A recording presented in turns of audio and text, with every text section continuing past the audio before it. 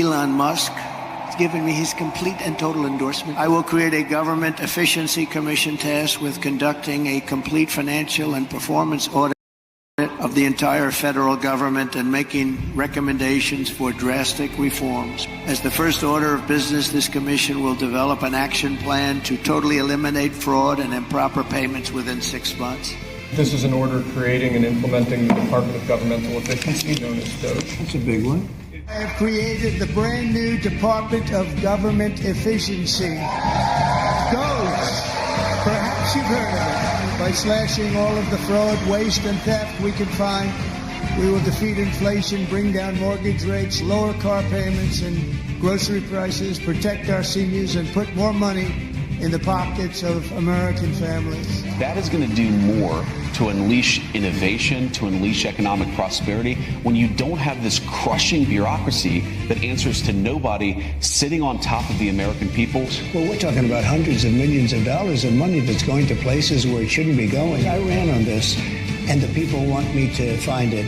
And I've had a great help with Elon Musk, who's been terrific. We are going line by line when it comes to the federal government's books. American taxpayers will see significant savings because of that effort. These are systematic, programmatic reforms that we're talking about here. People work their whole lives and pay taxes, yet they find out that they've been giving $2 million to Guatemala for sex changes. It's outrageous. We've been overwhelmed with the positive response of Elon's effort. There's going to be so much savings because of what DOGE is doing that you should be really, really excited about it. I'm very proud of the job that this group are doing. They're doing it at my insistence. It would be a lot easier not to do it, but we have to take some of these things apart to find the corruption. We found tremendous corruption.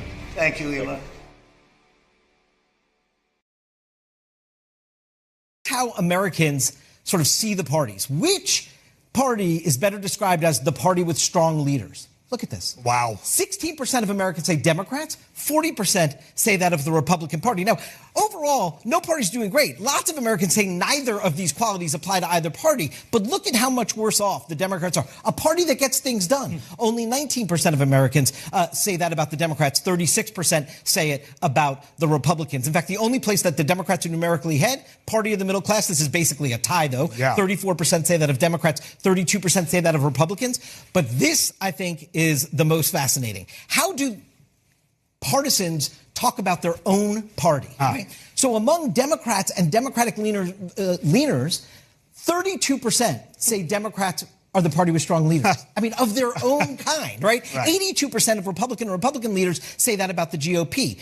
Only 41% of Democrats say they're the party that gets things done of their own kind. And I will just say, 51%, Manu, a majority of Democratic and Democratic leaners say neither party gets the party that gets things done attribute. Imagine that's the project that Democrats are working on. Yeah, and beyond the issues here, there's some structural problems with the Democrats as well. There are. And again, this is where we ended up on election night in 2024. This is by county. This is not a spending bill. This is a reconciliation package. It is reconciling a budget. So there is some additional spending, as you noted earlier at the opening, for national security, for historic investments in border security, the largest in generations, because those are necessary expenditures. But what my friends are missing is the tremendous and historic level of spending cuts that are also in the same package. So a lot of the analysis that people are pointing to is from groups, for example, like the Congressional Budget Office, the CBO.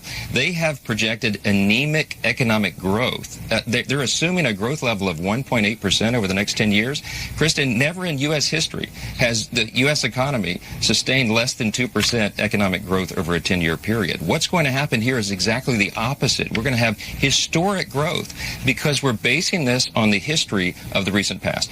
Remember, in the first Trump administration, the 2017 Tax Cuts and Jobs Act, the CBO was off in its estimates of that one by $1.5 trillion, okay, because they underestimated the incredible growth that would be brought about. This is going to be jet fuel. The reason we call it the big, beautiful bill is because it is a tremendous pro-growth package entwined in this legislation that is going to make everybody's incomes go up. There's going to be more job opportunity, more opportunity to climb up that economic ladder in America. America, because job creators, entrepreneurs, and risk takers will have the government off their backs. They will have lower taxes, and they will be expanding their businesses. We're incentivizing U.S. manufacturing again. We're bringing jobs back to the U.S. That's going to help everybody. All boats rise like we did in 2017, except this time it's on steroids. Called out on this because I called Donald Trump a wannabe dictator. It's because he is. It's because he is. Oh. The governor's being mean, and the governor's speaking out on that. Well, maybe it's time for us to be a little meaner. Maybe it's time for us to be a little more fierce. Because we have to ferociously push back on this. And again, I'll speak to my teacher colleagues in here. The thing that bothers a teacher more than anything is to watch a bully, to watch this bully and to stop it. And when it's a child, you talk to them and you tell them why bullying's wrong. But when it's adult like Donald Trump, you bully the shit out of him back. You push back. You make sure they know it's not there. Speaking of aging, there's this book that came out that talks about Joe Biden and the people around him seeing that he had cognitive and physical decline. Did you ever have a moment with him where you thought maybe he was unfit to run for president? No. I thought he was a good president. The only concern I thought he had to deal with was, could anybody do that job until they were 86? And we'd had several long talks. I had never seen him and walked away thinking he can't do this anymore. He was always on top of his brief. You never saw any cognitive decline? So I didn't know anything about any of this, and I haven't read the book. I saw President Biden not very long ago, and I thought he was in good shape. But the book didn't register with me because I never saw him that way. Why didn't you read the book?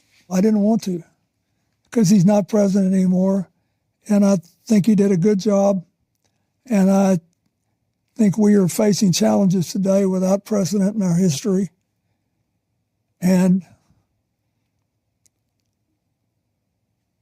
some people are trying to use this as a way to blame him for the fact that Trump was reelected. Everything you can do all you want, but you still need help from the boss. We need help from the boss. That's what happened. We need help.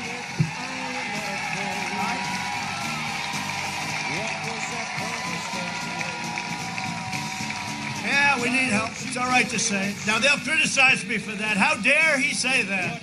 How dare he say that? No, I'll say it. I'll say it. I'll say it. Somebody said to me the other day, "You're the most famous person in the world by far." I said, "No, I'm not. No, I'm not." They said, "Yes, you are." I said, "No." They said, "Who's more famous?" I said, "Jesus Christ."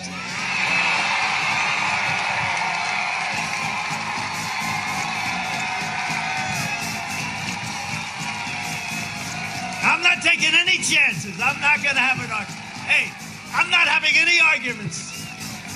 Jesus Christ. I'm not going to take any chances. I'll give it, I guarantee. And let me look up and I'll say, and it's not even...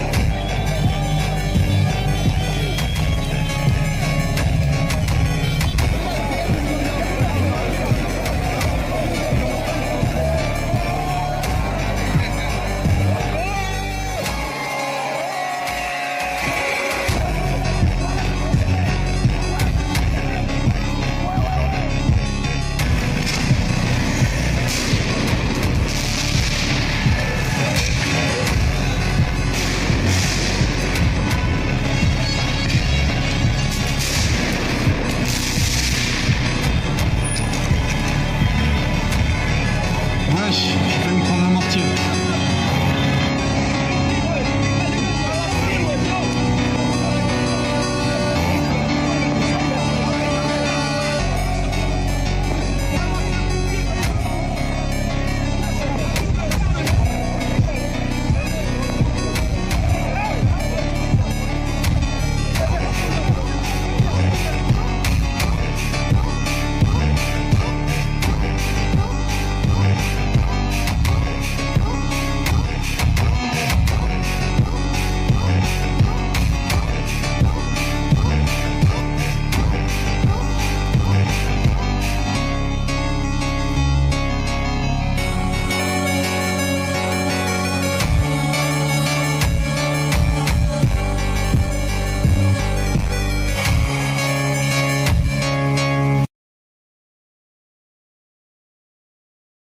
He's like got half of his head left, and he's out. Think of it. He's totally shot. Joe is shot. Let's face it. Joe is shot. Now, maybe people are going to feel sorry for him and maybe he wouldn't, but our country is too important for that. You can't have a guy that's shot. You can't have a guy that doesn't know where he is. Let's not kid ourselves. Joe is shot, okay? He's shot. They gave him a big fat shot in the ass. Somebody said, oh, he won't do well at the debate. I said, I think you're wrong. He'll do fine. He's going to do fine. They'll give him a big shot or something, and he'll go out there. 3 weeks. 3 weeks in, Joe's shot. Let's go, Kamala. You ready? Now, I have to tell you, he's a different guy. He looks different than he used to. He acts different than he used to. He's even slower than he used to be. So I don't know. Now he's shot. He's...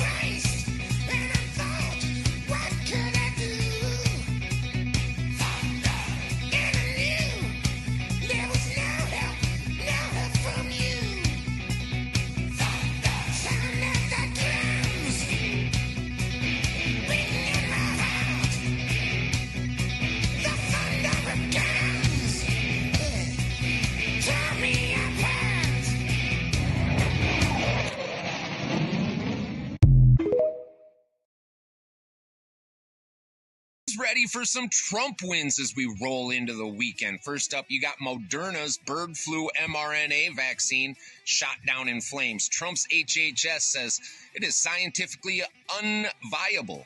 Efficacy does not exist. That means the effectiveness, it's not effective. So they said, fuck you on your mRNA vax.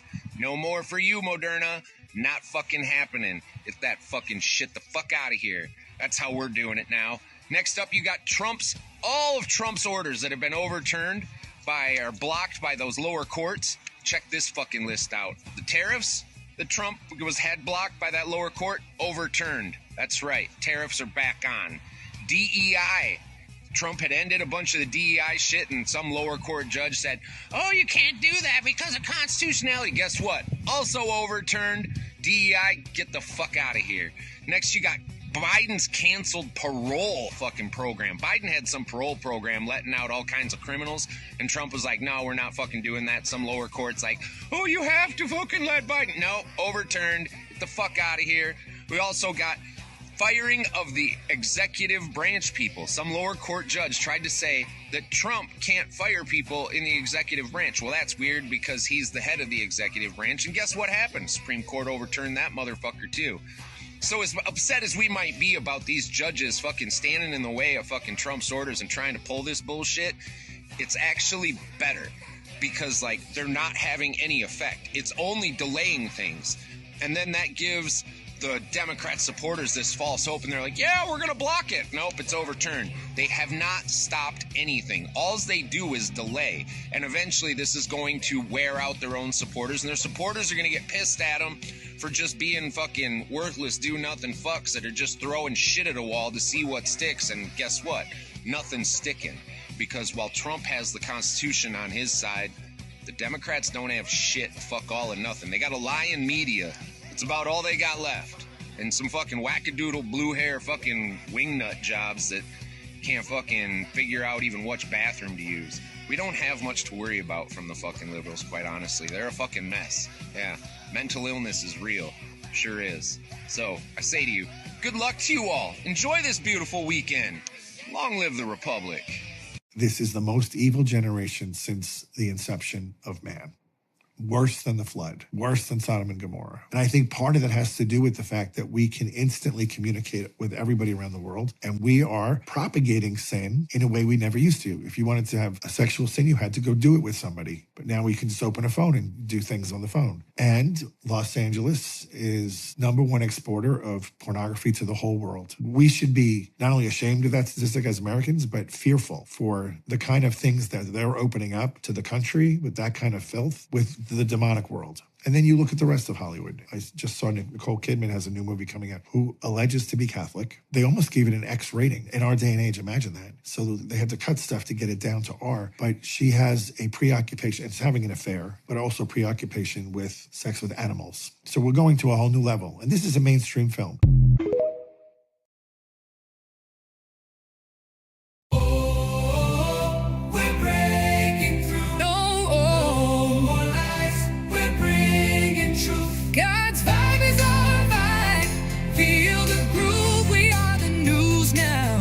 Let's move. Turn off the screen, it's the tail light vision. Spinning fake tales, clouding your vision. Everything's fake news, it's all a disguise. But we're waking up, see the truth in our eyes. God's news is the real news, shining so bright. With the I am sparking love, pure light. No more 3D world, it's all fake, it's through. We're God's good news now, yeah, that's the crew. God's spreading the news, let the world know. God's love is the code, let his truth flow. Michael's news crew, Christ vibe in flight. We're ready for real news, Q Team Ignite. We are the news now.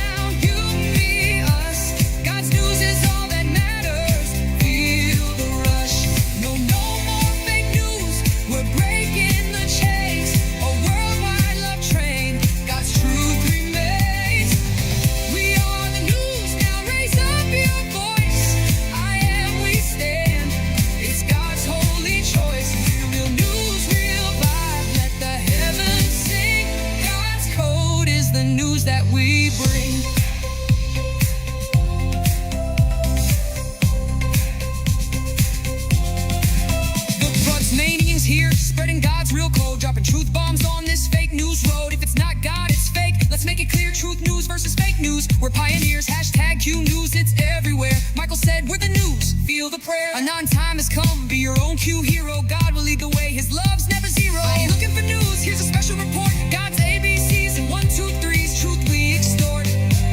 Good news paves the way. Vibe shifting high. Real news that changes your vibe. Reach for the sky.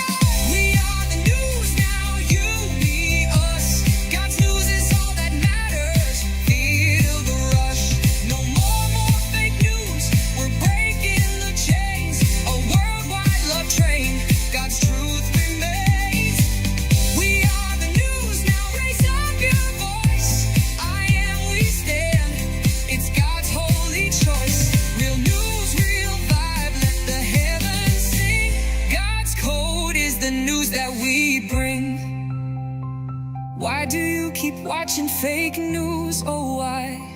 Your whole life's been scripted, a televised lie. But we're real people bringing real news to you. God's vibe is our vibe, His love's breaking through. Gotta love our heroes, rising one by one. We're all at Q, the news is just benign. We are the news now. Good evening, Patriots. A little early, aren't we? That's all right. I didn't put together much of an intro today. I wasn't really in much of a intro kind of mood today. So the good news is, of course, that this post is like everywhere now, which I think is awesome. People are paying attention.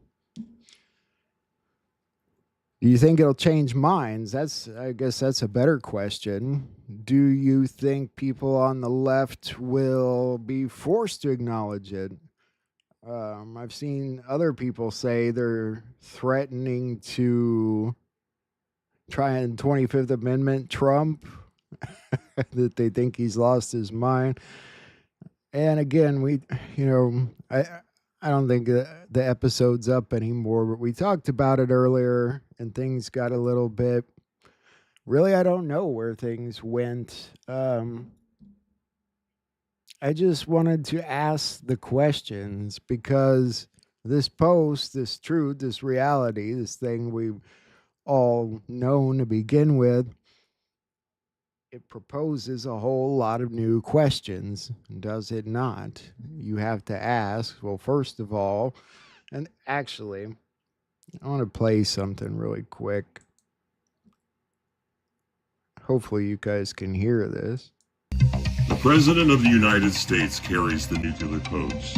Yet by official accounts, Joe Biden was not competent to testify, not competent to stand trial, not competent to speak under oath. So who was making the decisions? Who authorized the pardons? Who triggered the executive actions? Who was pulling the strings behind the machine? Who ordered the sabotage of the Nord Stream 2 pipeline? Who orchestrated the chaotic Afghanistan withdrawal, where American troops died? A major U.S. Air Force base was surrendered, and billions in weapons were handed to terrorists.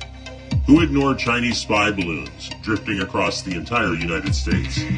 Did Joe Biden authorize any of it? Maybe not. And if he didn't, someone else did. And if that chain of command doesn't lead back to a conscious, competent president, then we're not just talking about a failure of leadership.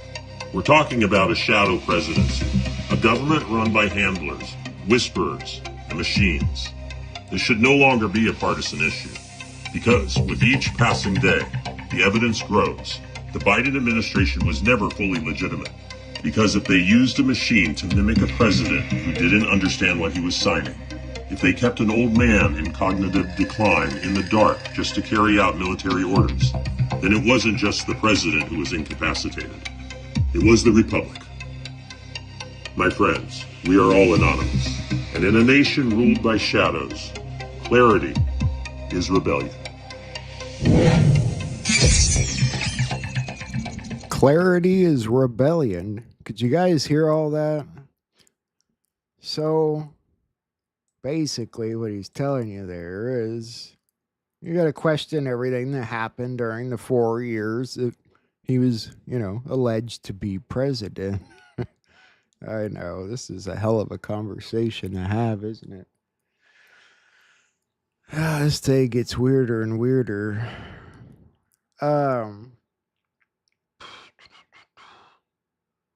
We watched this morning what Nino and Juan were saying about this, and that obviously Trump didn't just get high and decide to post something like that.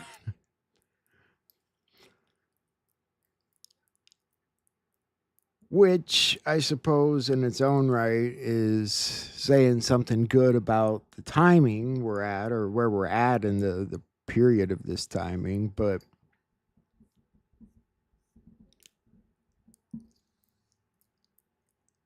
the questions, I mean, don't you guys want to know? Did anybody on the left have any type of power during those 4 years? Was it all entirely Trump's people running things during those 4 years? This military operation we hear about. I don't know if I even want to go over it all again, or why it got so to the point where it did this morning. But I do get frustrated when people are so quick to say, I'm not going to watch the channel anymore. You know, that's great, but don't sit here and call us family. Don't sit here and call us friends if that's the kind of person you are. So far, this is the only negative article I've seen. I expect a lot more. Hey, Jedi. Juan has a good point. Posse Comitatus Act does not apply in wartime conditions. That's a good point.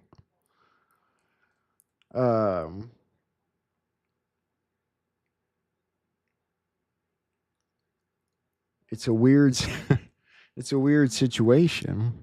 So this article anyway, Trump spreads bizarre conspiracy theory that Biden was executed and replaced by a robot clone. That's kind of ridiculous to say, isn't it? A robot clone.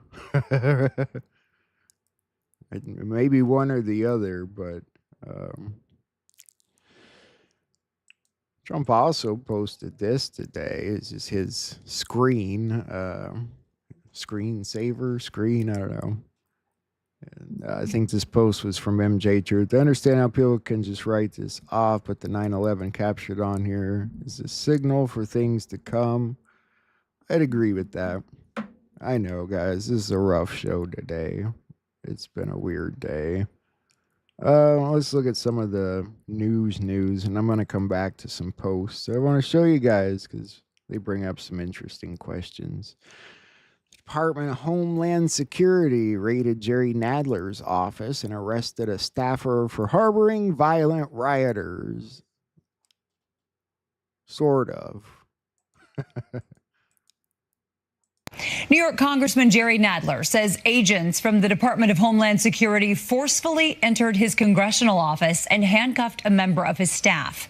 Video shows the encounter, which Nadler called heavy-handed tactics. The staffer was not arrested. DHS says law enforcement believed protesters were inside the office. A DHS spokesperson released a statement saying, quote, officers identified themselves and explained their intent to conduct a security check. However, one individual became verbally confrontational and physically blocked access to the office. Kind of a difference there, but sounds like no one was actually arrested, but not much of a story, really.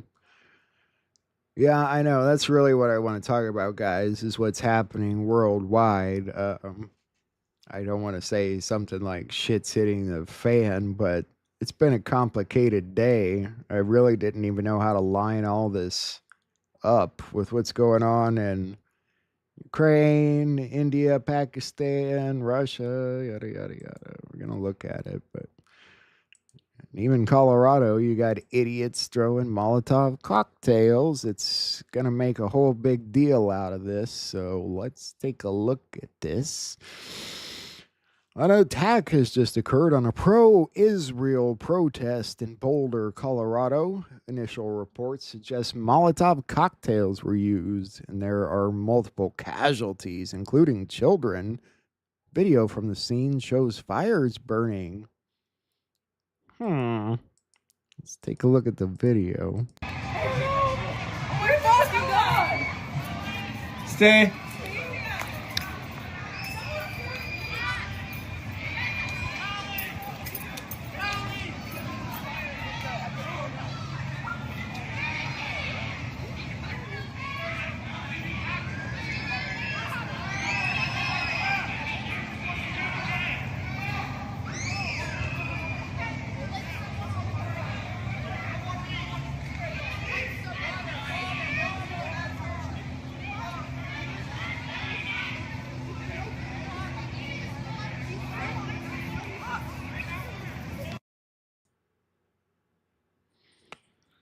I don't see how there'd be multiple casualties from that, let alone any.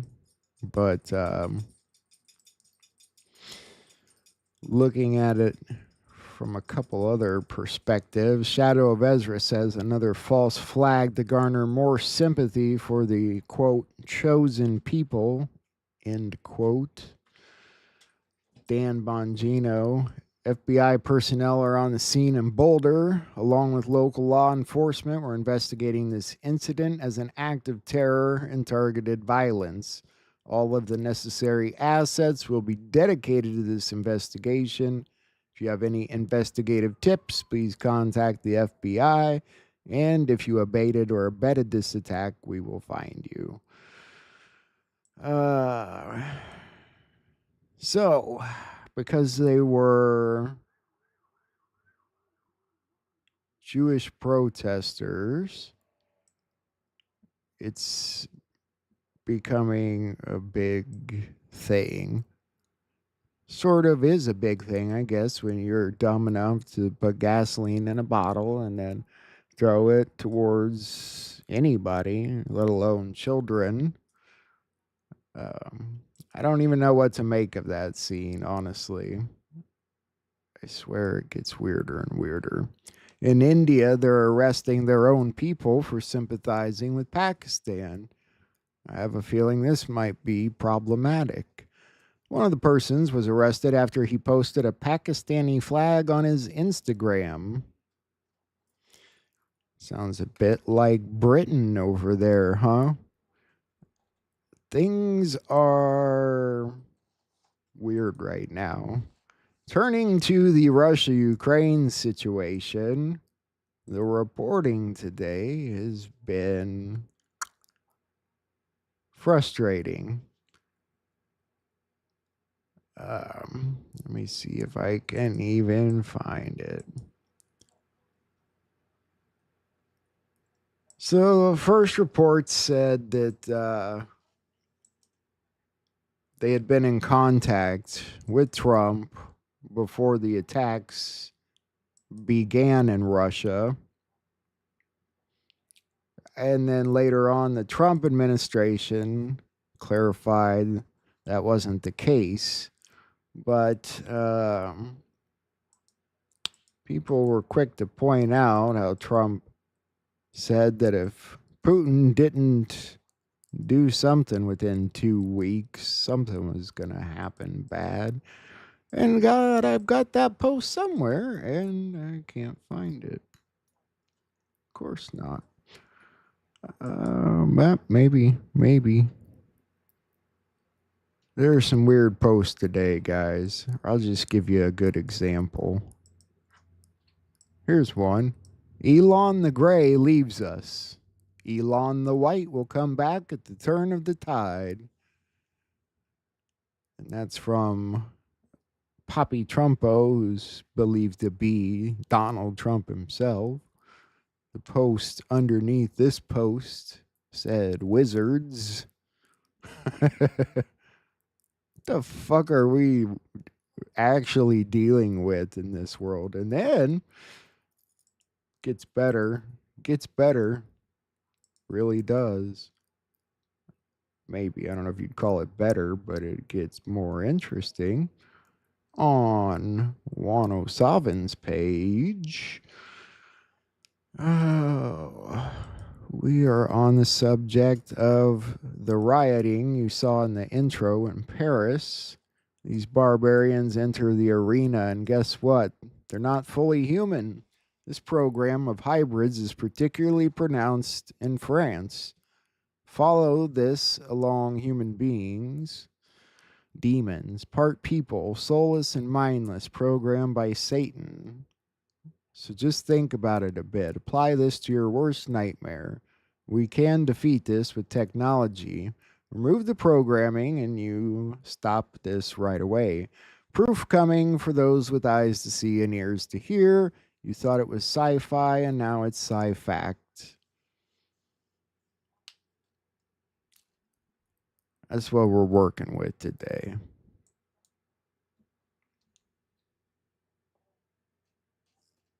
There's not enough Tylenol in any Tylenol bottle for these posts. Let's just move forward. So the tax. Did Trump know? Did Trump not know? Let's take a look at the conflicting stories.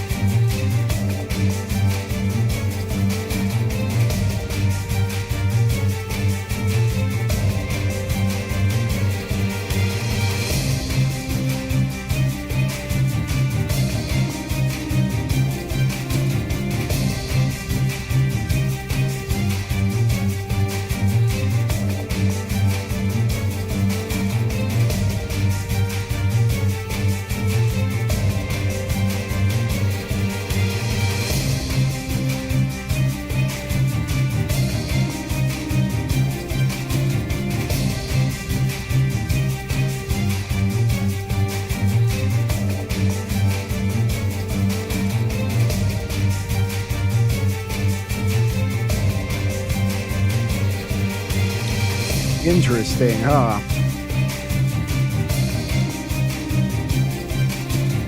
Thank Axios for that little game today. But there's still people, I don't know, making claims that maybe you did know. I couldn't tell you. I couldn't tell you, to be honest with you, but we're going to turn to some more stuff here. I've got everything out of order. I'd like to show you some of these videos because, I mean, they're calling it the Russian Pearl Harbor. They're saying there's smoke coming from their submarine bases, and there's just video after video after video of smoke and fires. And so, is it gonna turn into Putin leveling Ukraine? I mean, what do you guys think about this? It's really not laughable. I imagine some people are gonna die over this. And I guess if that's not bad enough, England's working on like really building up its military. Like they're you know, ready to invest a shit ton of money suddenly. Good idea.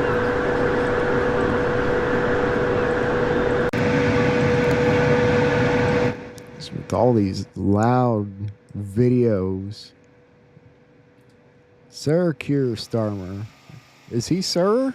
Is he Sir Keir Starmer now? I might have missed that one. I think you have to be knighted for that.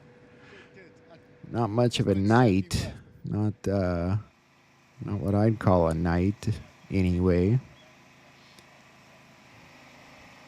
But he is ready to be more lethal than ever.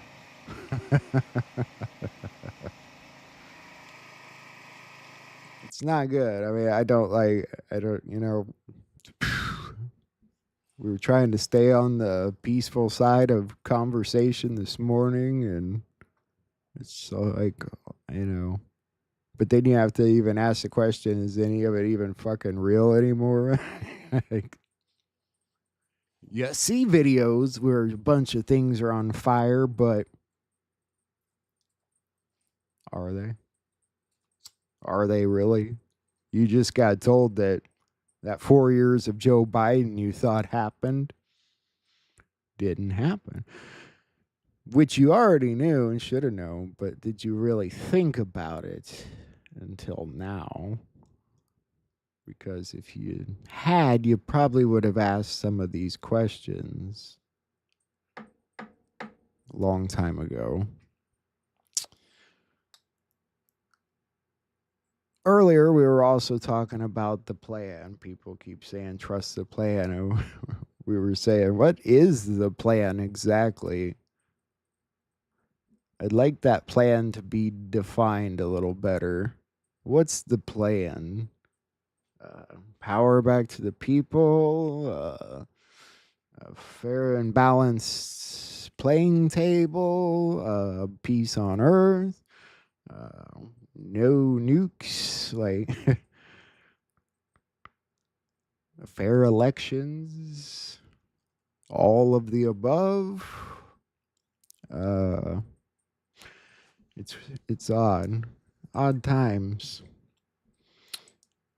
Let's move forward here. I do have other stuff. FEMA's in trouble. It's one thing to think that the government accidentally botched its response to that toxic train derailment in East Palestine, Ohio. It's another thing altogether to learn that the government may have purposely deceived residents about health concerns stemming from that But wait a minute. What Biden admin? She says FEMA, the Biden admin, FEMA. What? So then who is really responsible for all the stuff that happened? Huge toxic plume of smoke. New documents exclusively provided to News Nation show that FEMA, the Biden White House, and other federal agencies knew that there could be carcinogens in the air and chose to stay quiet about it, even avoiding residents who were asking for help and pleading for answers. News Nation's Rich McHugh is live in East Palestine, Ohio. Rich, these documents that you've tracked down are pretty damning. Yeah, it's really shocking, honestly, to read through these hundreds of pages of these FEMA emails, these internal emails, because on the one hand, I don't even know what to say about it, okay? You got to ask, okay, was everybody playing FEMA back then? Were there real Democrats running FEMA? Were there all actors and no one was running FEMA? Don't you guys want to know any of this stuff? I mean, maybe I'm just like, you know, I wish life could be simple. I was thinking about this today. I think people take me for somebody who would not like a nice 8-hour-a-day job where I'm just making pizzas all day,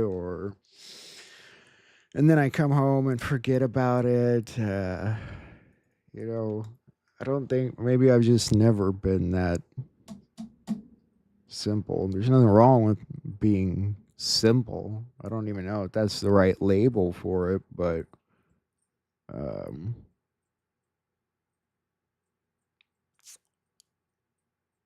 you live 20 minutes from Palestine, Ohio. I mean, I'm curious as fuck about all this stuff. And trying to put it together, you know, I don't even know how to put up a good show for you guys without doing anything but asking these questions, which seem to upset people earlier. But I want to show you something. Because I've came across a lot of very interesting videos today and other stuff. We're going to look at it. Here's one of them. Turns out what the ancients were trying to tell us is that Earth is actually made up of two planets, one 6,000 years old and the other 4.5 billion years old. And these two Earths are of different energy states. One is a very high energy state, one a low energy state. In the scriptures, they're called a spirit Earth and a temporal Earth. One day, this day, right now, 21st century, they would come apart. Well, what do you mean come apart? Physically? Yes, physically, the higher vibrational Earth would become dissonant with the lower vibrational Earth, and they would separate, just like a human spirit separates from the human body. Earth is about ready to either go through birth or go through death. You're not predicting that planet Earth is going to split physically, are you? Not split down the middle. It's more like phase apart. Two whole planets will go separate ways in space. one higher vibrational, one lower vibrational. Literally.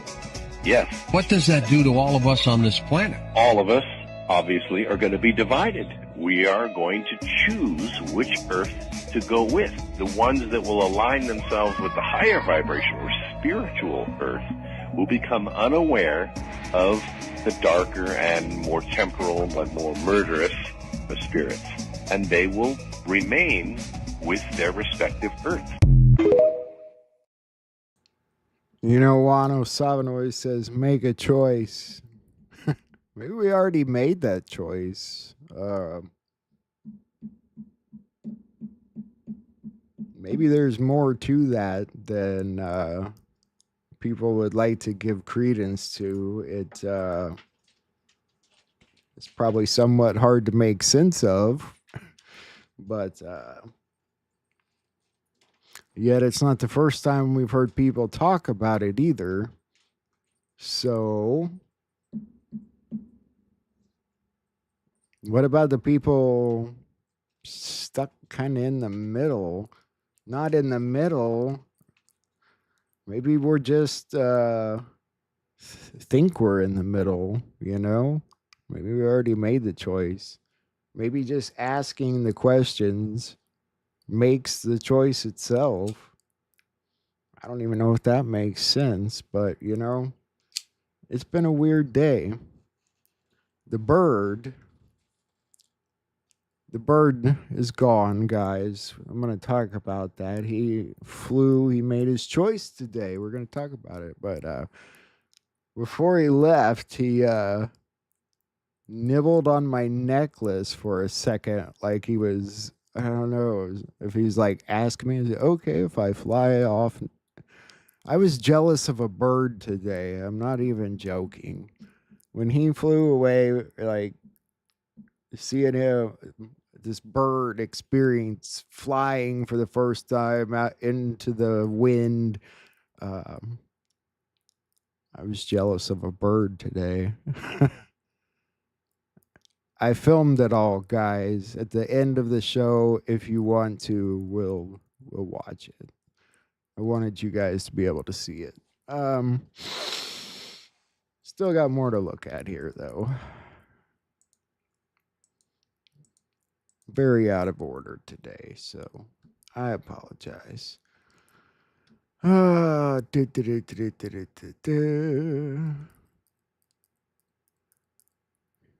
Let's look at O'Keefe's latest video. There are some weird videos today. I'm not even kidding, guys. Do you approve like claims and stuff or assistance for like youth who want to transition and stuff like that? I've done so a few times actually. I've seen a lot. I don't see as many as I would enjoy seeing.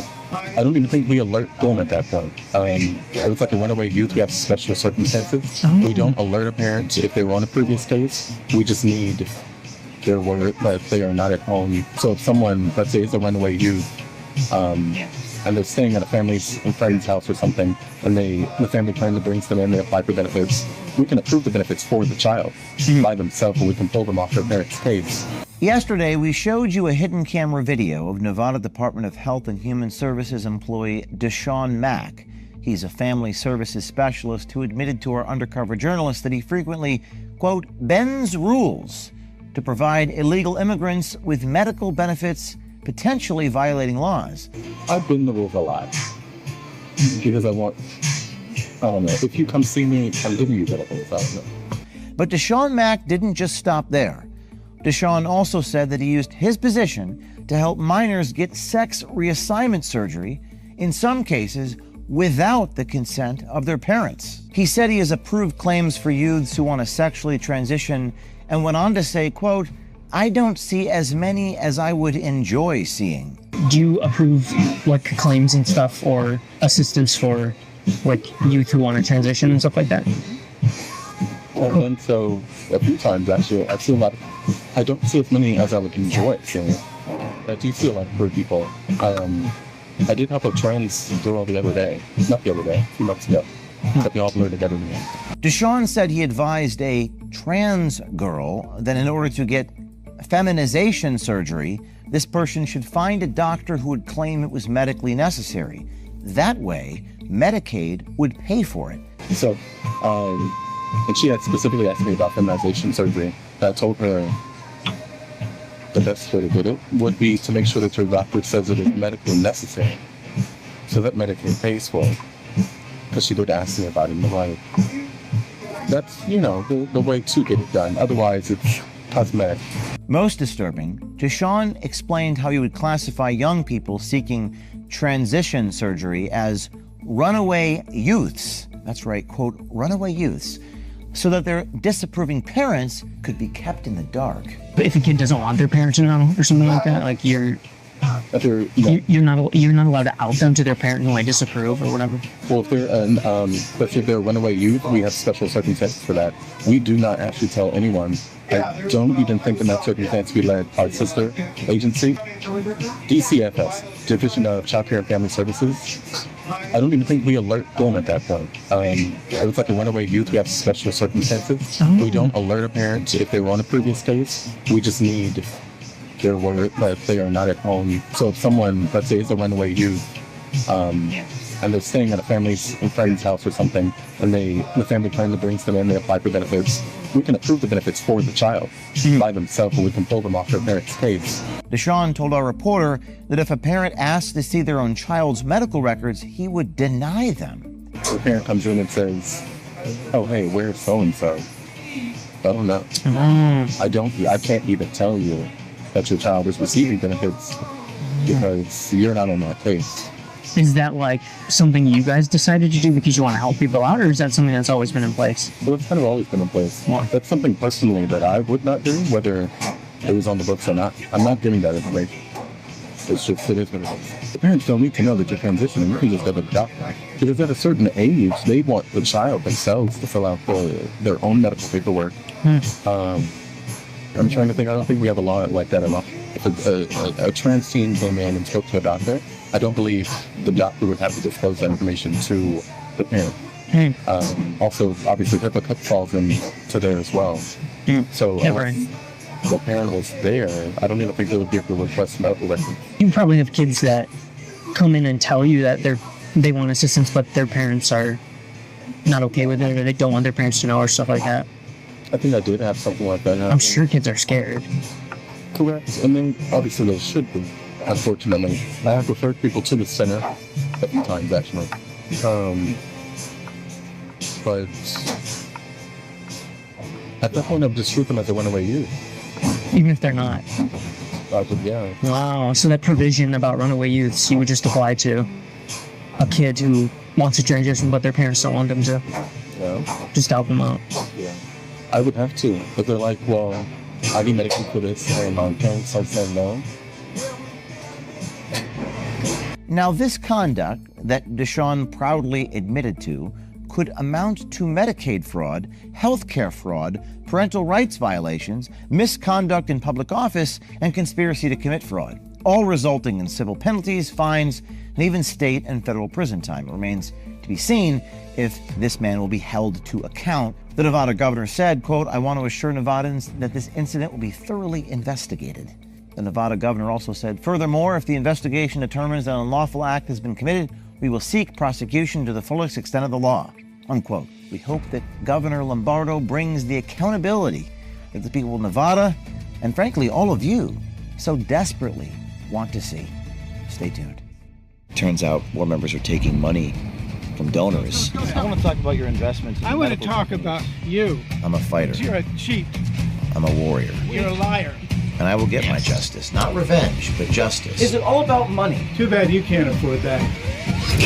Big difference.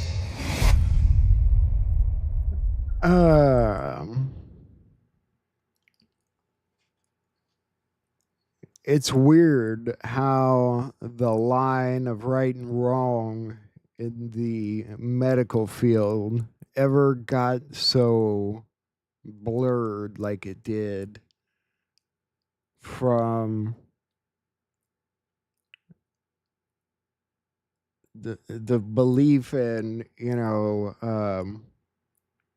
helping all people that need help from something that's more cosmetic in nature than anything. I don't even know how to word that right. It's been a long damn day. But you got these healthcare people that think it's the right thing to do. These parents don't need to know. You want to start hormone therapy? Okay, come on in. Weird.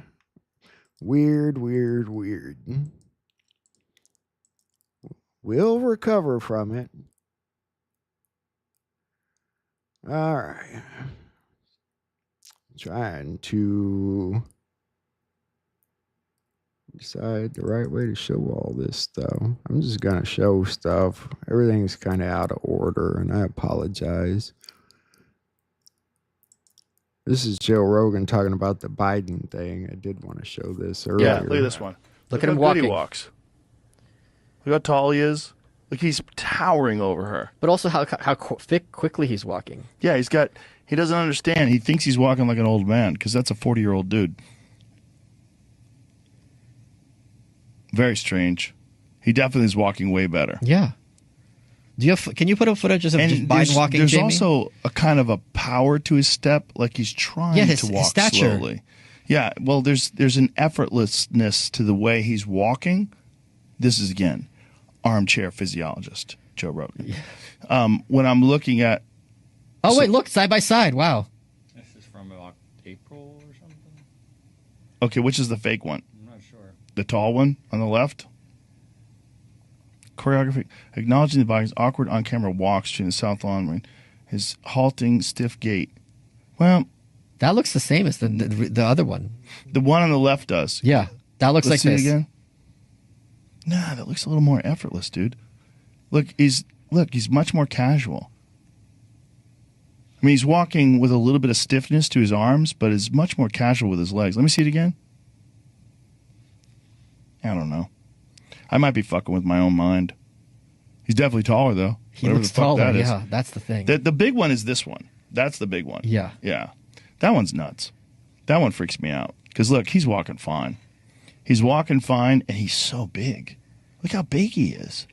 Like, clearly bigger. Would you ever want to get a body double, a Joe Rogan body double? I have 4 of them right now. Do you? Yeah. They're doing sets all over the country and open mic nights. Oh, shit, I just saw Joe Rogan. Can you imagine? Yeah, well, the thing is about, like, you can find a tall, thin person. Well, you can probably find some short jack guys that can pretend to be me. Of course, yeah. You just have to, and there's enough. This plant, look, especially if you're just watching video. Yeah. Well, there you go. At least some people are still asking questions. No, that's I think that was from 2020, right after he had COVID, I want to say. You have hope issues too. You know, I don't have hope issues. It's just, and I don't, it's not even that I'm like worried that this plan is something evil, or I know where some people are on the other side of things.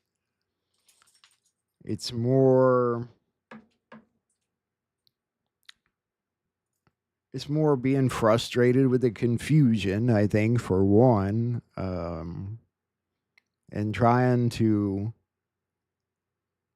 present it in a way that makes any sense here, you know.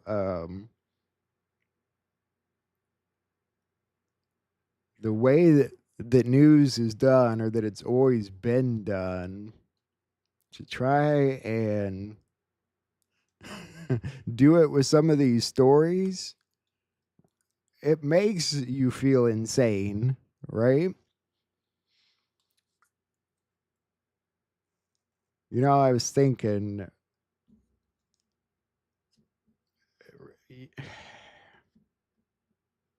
at this point, I think that anything that starts lowering your vibe is just, you know, I was thinking about that bird after it flew off today, and how most baby birds just kind of die. Not that one. Do you ever feel like you're getting tested in a way or something? It's sort of like the old, I can't think of how to put it. Have you ever met Jesus? That'll make you sound crazy. Do you ever feel like he might test you in disguise? Does that make any sense at all? I am not making any sense today.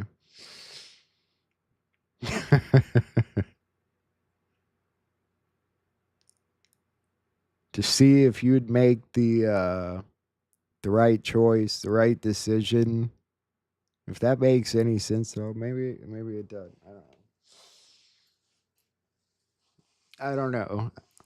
The way the bird was playing with this necklace and what I was thinking at the time, and I don't know, the way he flew off felt almost like some kind of weird test. And at the timing's weird because for a few days there when I wasn't on here, I was at a very sick point, and yet trying to take care of this bird, and maybe in a way it cheered me up having it around, but I don't know. Weird. It was a weird situation. It's a weird day, maybe. I don't know. We'll move forward. I know I'm not very entertaining tonight, guys.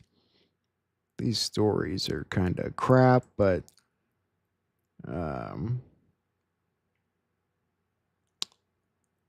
this one was shared on McAfee's channel. Let me see if I can.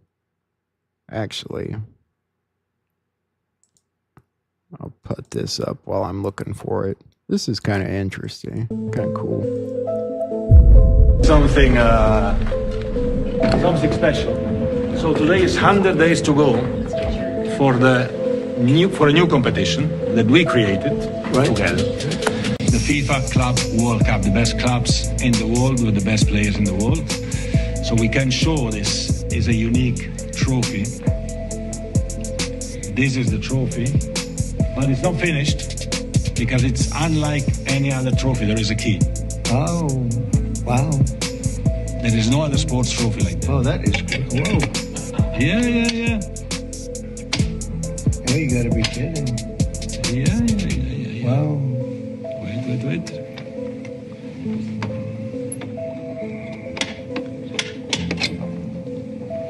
Wow. That's one I understand. And that's the trophy. That is something, huh? We gotta win now, Mr. President. This is a good one. That's beautiful. Inter Miami and Seattle Sounders play. Never seen for this anything trophy. like that. It is it's a trophy of the future. Yeah. It represents the past, the future, everything, the present. And this will be at the White House for a little while.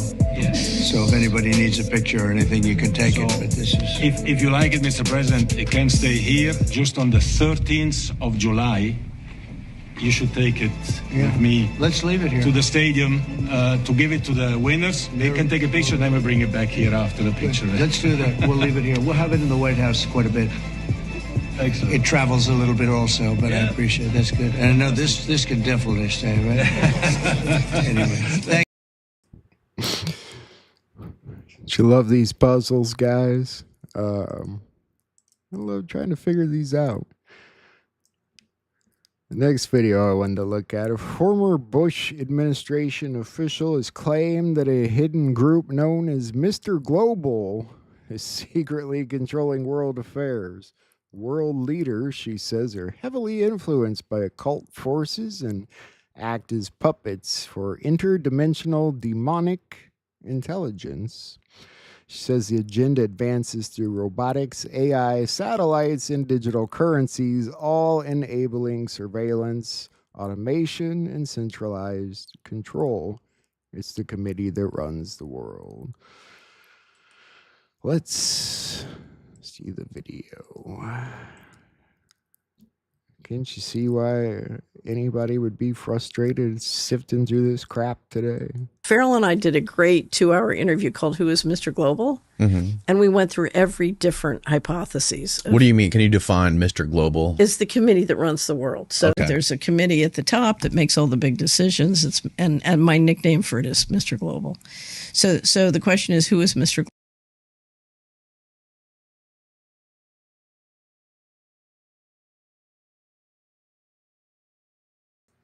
Okay. I guess that's the video. Who is Mr. Global? World leaders heavily influenced by occult forces act as puppets for an interdimensional demonic intelligence.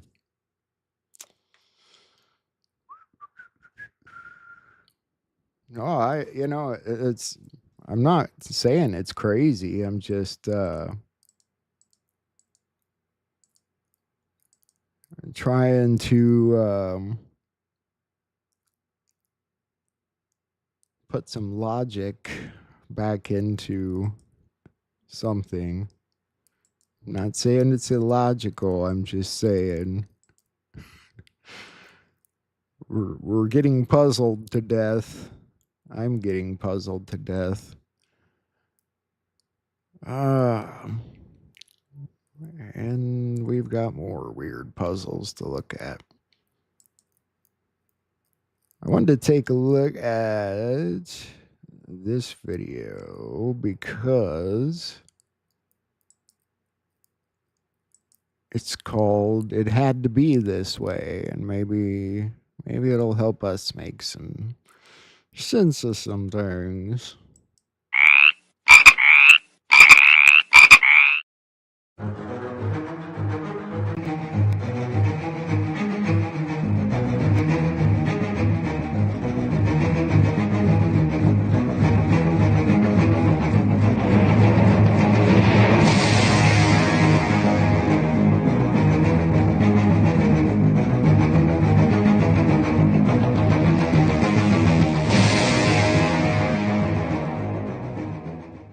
All of these big deviants is all catching hell in 2024. It's up for all of them. It don't matter if you Diddy or whoever you is, TG Jakes, any of them. All lies will be exposed. That's all. And anyone who takes that the wrong way, know why they take it the wrong. Do you think it's possible that Epstein was killed? Oh, sure, possible. Certainly, it wasn't well done. They had no cameras. They had no anything. Everybody was sleeping, and the case could be made. Look, I'm not going to get involved in it, but I can tell you. Federal law enforcement agents have raided properties owned by musician and producer Sean Diddy Combs.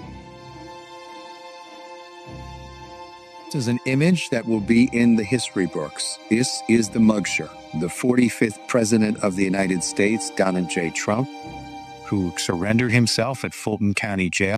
Do you have new developments in the tragic drowning accident of the Obama family's chef, Tafari? Said it has closed its investigation into that mysterious bag of cocaine that was found in a White House worker. Breaking news tonight. ABC News is learning of an FBI search of the primary residence of former President Trump.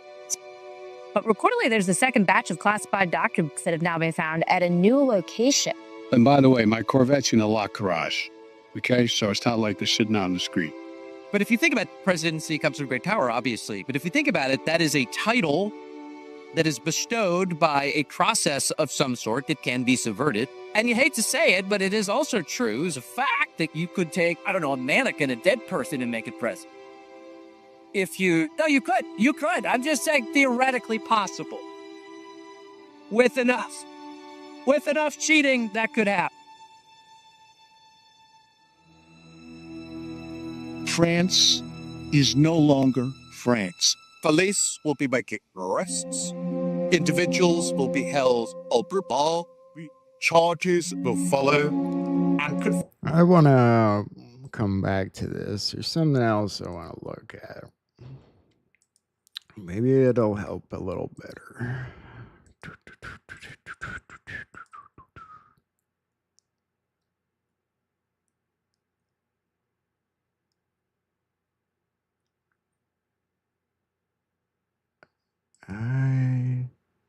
think this is it. God, there's some weird shit here today we're going to look at. Hear me out. The UK's sun dimming trials aren't just about climate. They're about frequency control. Yeah, the official story's about emergency response and solar radiation management, but that's just the surface layer, what I'd like to call the cover spell. Because if you understand the sixth sun as an energetic awakening, and the sun itself as a transmitter of cosmic intelligence, then dimming, well, takes on a far more sinister implication. In esoteric science, the sun is the local portal of the galactic central sun, the broadcast centre of intelligence. Life codes and frequency patterns that upgrade DNA, perception and cellular coherence. This is not fluff. Quantum biology is beginning to show that light and vibration regulate everything, from circadian rhythm to cell repair, melatonin production, and consciousness states. So blocking or mutating sunlight isn't just about cooling the planet. It's about disrupting the ascension signal. So, why the UK? Well, the UK is the heart of the old power grid. The City of London, the Crown, Tavistock, the Rothschilds, the Royal Society. It is the head node of the legacy control system. It's no coincidence that the UK is piloting sun dimming, that 5G saturation is densest in London, that the most aggressive media mind control originates from British outlets. Because if the sixth sun is rising, if a new frequency of divine coherence is seeding into the human field, then the old system must scramble that broadcast. Think of it like noise jamming in military warfare. Sun dimming is not just weather manipulation. It's light warfare. You know, here's my real frustration, I think. There's a lot of conversations I'd like to have about all of this stuff and trying to find the real line between reality and Never Never Land.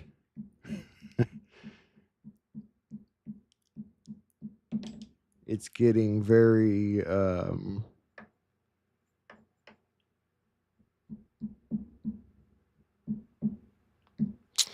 yeah. I think the thing is, either way, somebody's going to be pissed off at the end of the day. Not that anything about the channel was ever about trying to make everybody happy, but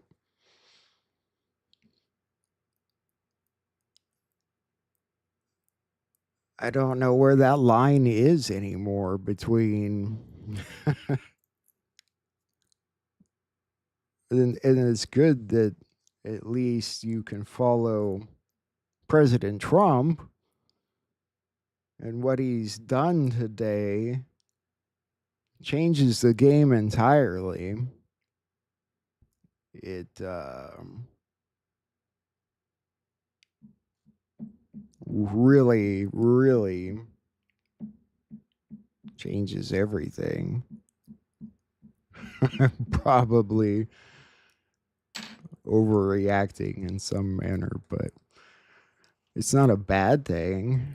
I'm not saying it was a bad thing. I'm glad to see it, but the conversations that are going to come out is I'm hoping that there's more to come regarding it, because otherwise it only stands to divide people more, to make people argue more, trying to figure these things out. I'm hoping he's leading to a very good point. Usually he does. Yeah, you're right, Posty. We can only learn by discussing these things, but there's so much out there now. One reason I stuck to one in particular when showing different Patriot conversations on here is because he could keep it on the level while still talking about some really fascinating things that I don't think everybody knew about. But what's the level anymore? What's level anymore? We live in the world was confusing enough.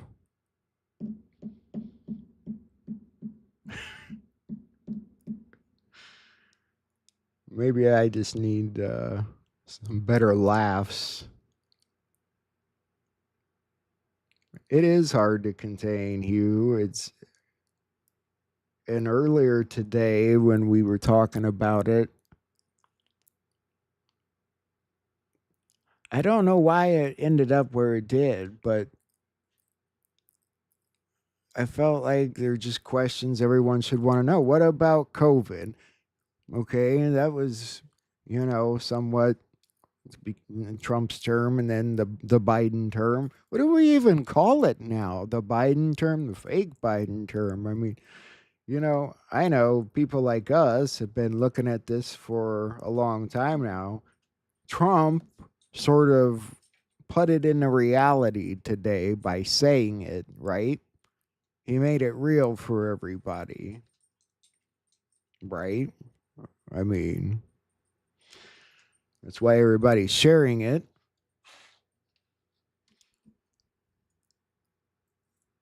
So now we have to ask the questions. What exactly was going on during that 4-year period? Derek Johnson's talked about military operation. I get that. Sort of. Trying to make sense of it, it's got to be driving you guys crazy. I can't be the only one, for the love of God. Tell me I'm not the only one.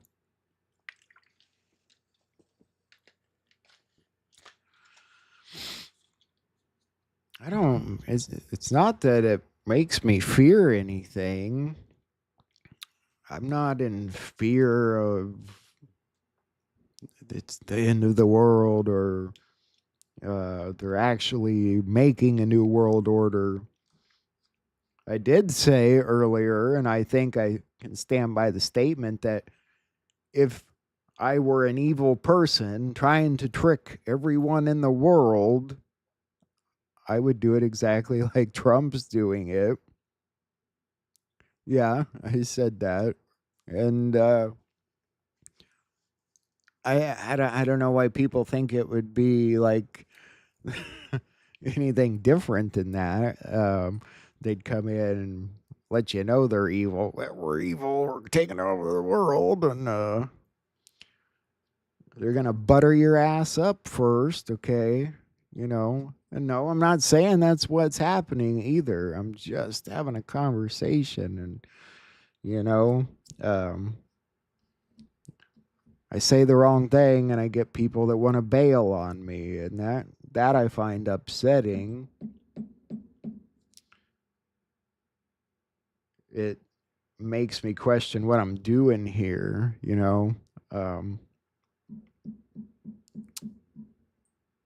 each of these videos gets pretty consistently the same 800 views, and I think a lot of people out there would go, okay, I tried my hand at YouTube, I got 800 views, done with that. I look at 800 people and say, you know, I mean, I live in a small town. It's the surrounding towns don't even have 800 people in them. So I find you 800 people important, even if half of you don't care to subscribe. Even.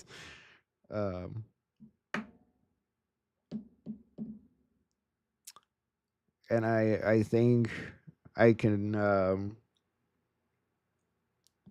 what I like to do is just show you guys what patriots are creating, what they're doing art-wise, video-wise. That's part of the intros. I like to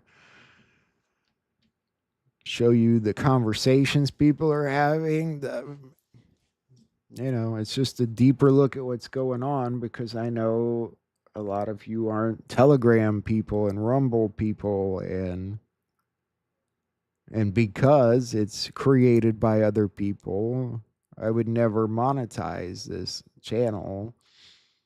And it's not the point. It's educational, but I'm not even sure I know how to do that anymore, how to be educational.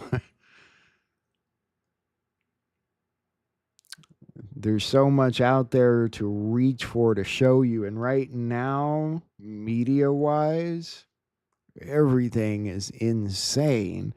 Even today, after Trump came out and said, I did not know about what Ukraine was going to do, do you think they rushed out there and made it a headline? Hell no.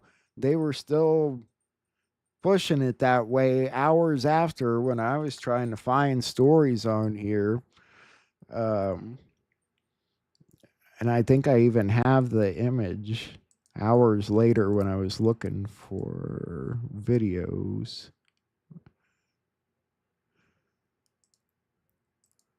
To prove that Trump didn't know. It's just, you know, same stuff. Trump says Putin has gone absolutely crazy. Watch President Trump gives Putin 2 weeks to make deal. Trump blasts Putin after largest ever drone missile. There was nothing about, oh, you know, we didn't know about it.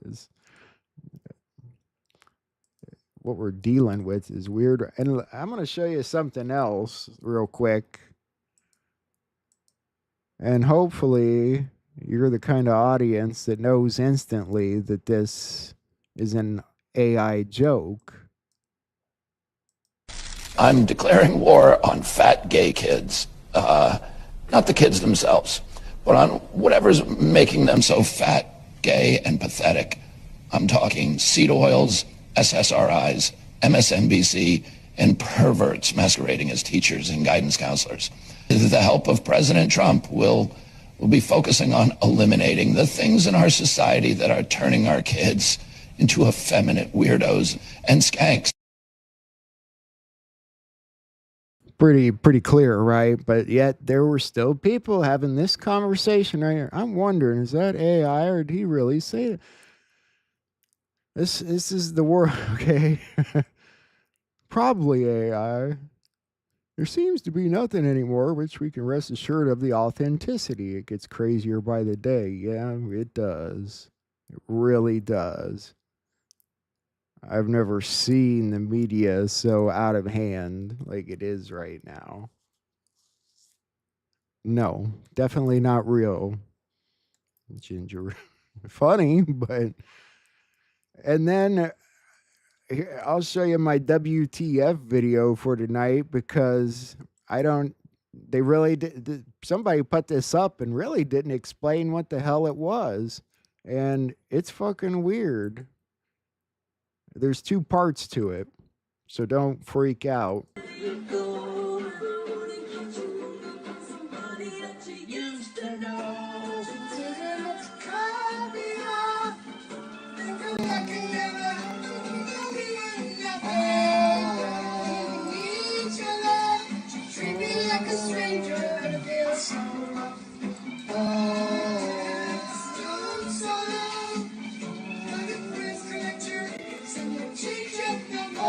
This child abuse? What the fuck is this?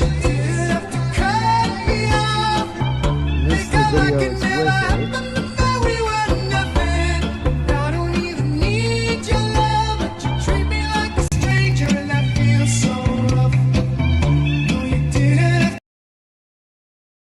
Always music. No one talks anymore. I will read it myself then. Stephen Colbert, you will pay for what you did. Notice the child flinches every time Colbert gets somewhat. I mean, what is this? Where the fuck did this come from? Is this actually a missing kid? Is this recent? Is this really old? What the fuck is this shit? I mean, this day is a nightmare. That video is twisted. I don't know if I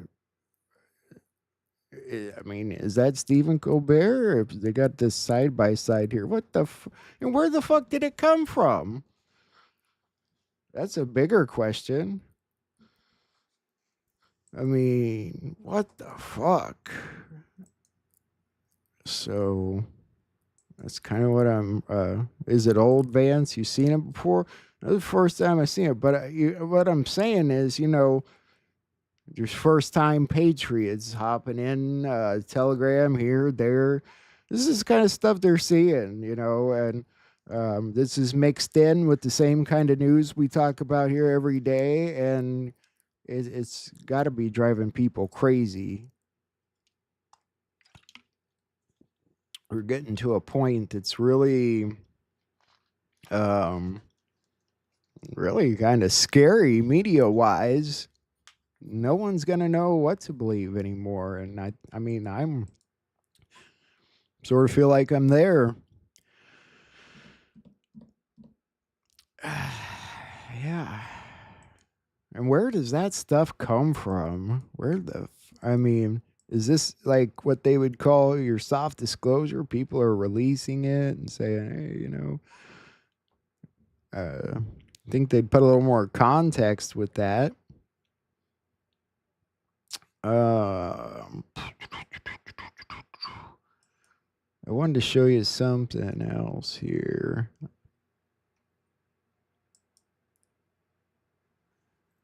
I don't know if this is fucking Axios or what.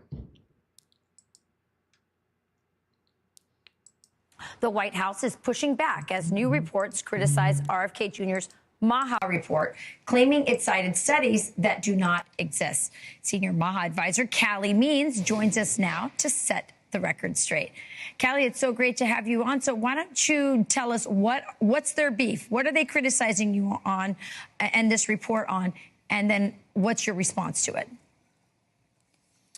There are several corrections that were made in the footnotes. And let me be very clear. Scientific accuracy is essential.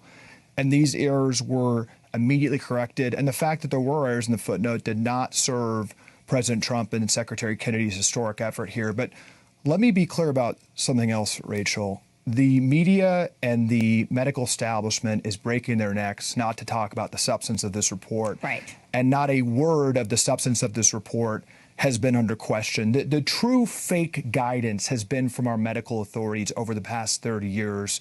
You know, telling kids to wear masks, to be 6 feet apart, to take 80 COVID boosters over the course of their life, telling teenage girls that they should be taking SSRIs instead of putting down their phone, which they're on for 8 hours a day, telling young boys they should be taking Adderall, a methamphetamine, instead of going outside and playing more. Kids get less time outside right now at school than a maximum security prison.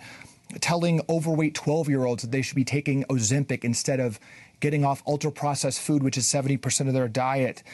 Telling patients that cancer is genetic when we have today, Rachel, the highest pediatric cancer rates of any society in human history. Out of all countries in the world, we have the highest rates of pediatric cancer in the United States right now. The MAHA report is the most honest assessment and the bravest assessment in the history of the U.S. government on ultra-processed food, environmental toxins, vaccine injury, over-medicalization, chronic stress. It is an invitation a bold, mature invitation from the Trump administration to have a mature conversation about these existential issues. That is a invitation that the mainstream media and the medical establishment is ignoring. But in the history books, Rachel, Secretary Kennedy and President Trump are going to go down in history for starting this conversation boldly and reversing the childhood chronic disease crisis. Yeah, so what you're saying is they're quibbling. All right, so this report I've not read yet, but I wanted to show you what was being said. And this is what the MJ Truth said about it. The substance of the report, its ground, was, in my opinion, the true direction RFK Jr. wants to take America in. Ultra-processed foods, chemical exposures, lack of physical activity, the over-medicalization, childhood vaccine schedule, its association with autism rates, chronic diseases, the abuse of SSRIs on children, and the mental effects too much social media and screen time, which we're probably all feeling a little bit of today. And I think that would all be safe to say, because I think Robert Kennedy spent his life fighting for those very things. You know, that's sort of the difference, I guess. You know, you can look at somebody like that and say he's fought his whole life doing that. Trump's sort of more of an oddity, I guess, because it's hard to look back and say what Trump's been doing. Before Trump ran for office, if somebody had asked you who Donald Trump was, most of you probably would have said the rich millionaire playboy or womanizer, I don't know, but not that that really is relevant in any kind of way. But moving forward, oh yeah, I wanted to show you a couple posts. Not that one. I already saw that one. Check this post out. Is that not kind of interesting? This is 1930s Russian Tarntanka, the bone shaker. And the post says, look familiar? Yeah, it kind of does, doesn't it?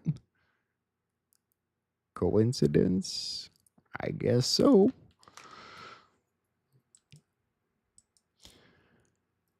Here's one that'll irritate some people, I know. Germany observes a day of liberation, often referred to as Victory in Europe Day, VE Day, or Day of Liberation on May 8th, which commemorates the end of World War II in Europe.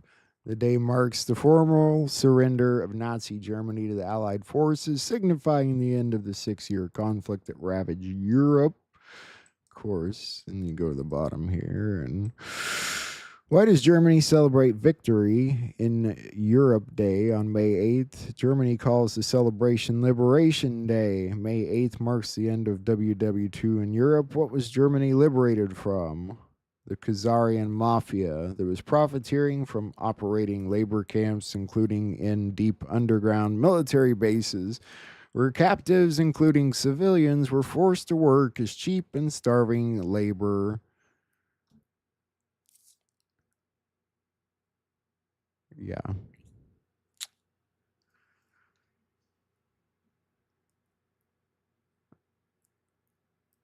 How did I come on? You know, maybe the thing is during the week, there's just enough looking news to make up a show. Sundays are starting to get weird. Maybe I just have to dig deeper and I'm just sifting through more crap. But either way, I don't know about you guys, but it all makes me have a billion different questions. Here's Bono. His real name, Paul David Hewson, appears 3 times on flight logs to Epstein Island. Uh-oh. I don't find that surprising, though. Was anybody surprised about that? Is anybody like, oh my God? Yeah.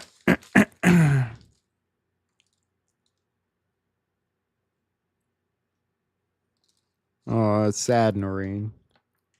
So you guys had seen that video before, huh? I mean, and I'm not entry level at this by any means, but you come across some of this stuff, and what I would like is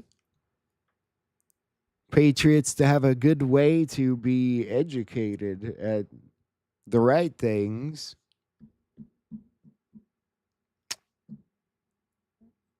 And for the past year of doing this, I've turned to the people who I think are the right people to be listening to. But either way, it causes so much upheaval here. Some people want to hear it. Some people don't want to hear it. Some people hate this person. Some people hate that person. It's getting rough. But there is always some good stuff out there, I suppose. And I can't remember who posted this. It's kind of from the other day, though. The Supreme Court decision in favor of Trump agreed that Trump may remove without cause executive officers Gwen Wilcox and Kathy Harris. But what it's saying, though, is, when the Supreme Court said the Federal Reserve is uniquely structured quasi-private entity that follows in the distinct historical tradition, what this person's saying is, no, it's actually more like a franchise, like a McDonald's. It's been forfeited by violation of law. The Federal Reserve paid an initial fee and ongoing fees, often a percentage, to Congress for the right to operate. A franchise is essentially a rental of a business, not ownership. It involves a contractual agreement.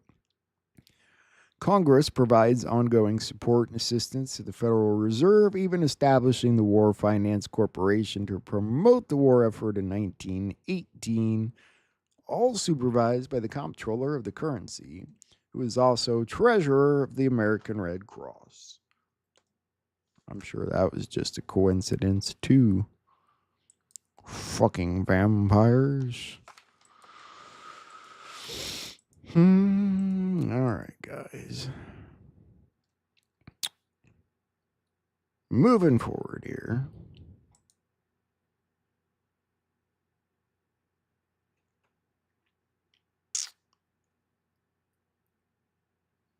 I really wish I had labeled things today.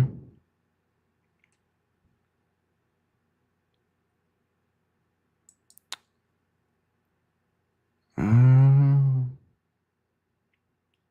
have no idea what this is.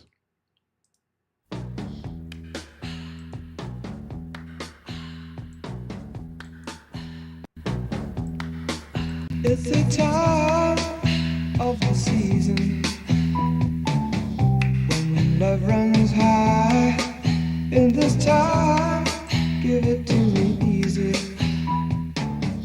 and let me try with pleasure to take you in this time. Do we qualify? We're non-profit.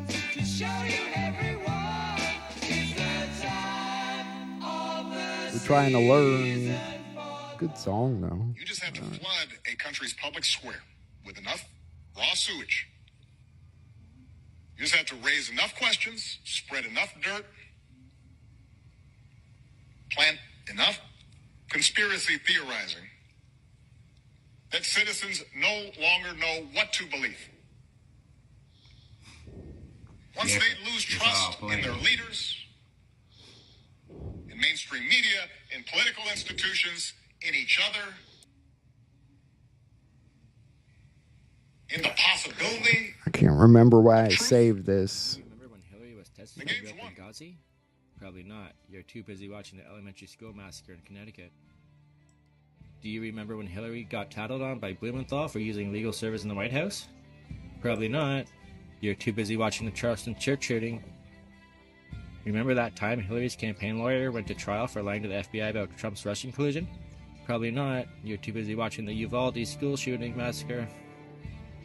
There are no coincidences. To the verdict at all. I know you sent out a paper statement. Maybe that was it. There are no coincidences.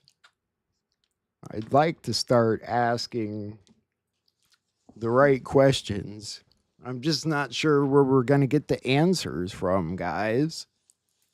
How do you get answers when they're not ready to give answers yet? Maybe we are all supposed to go on vacation. I don't know. I'm sure when we wake up tomorrow, it'll all make sense.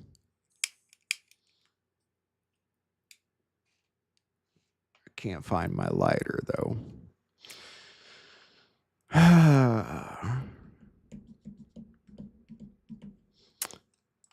Patience is a virtue.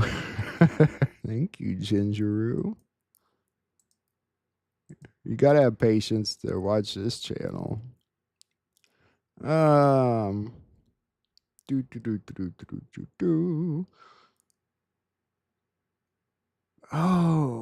this is what I was wanting to show you.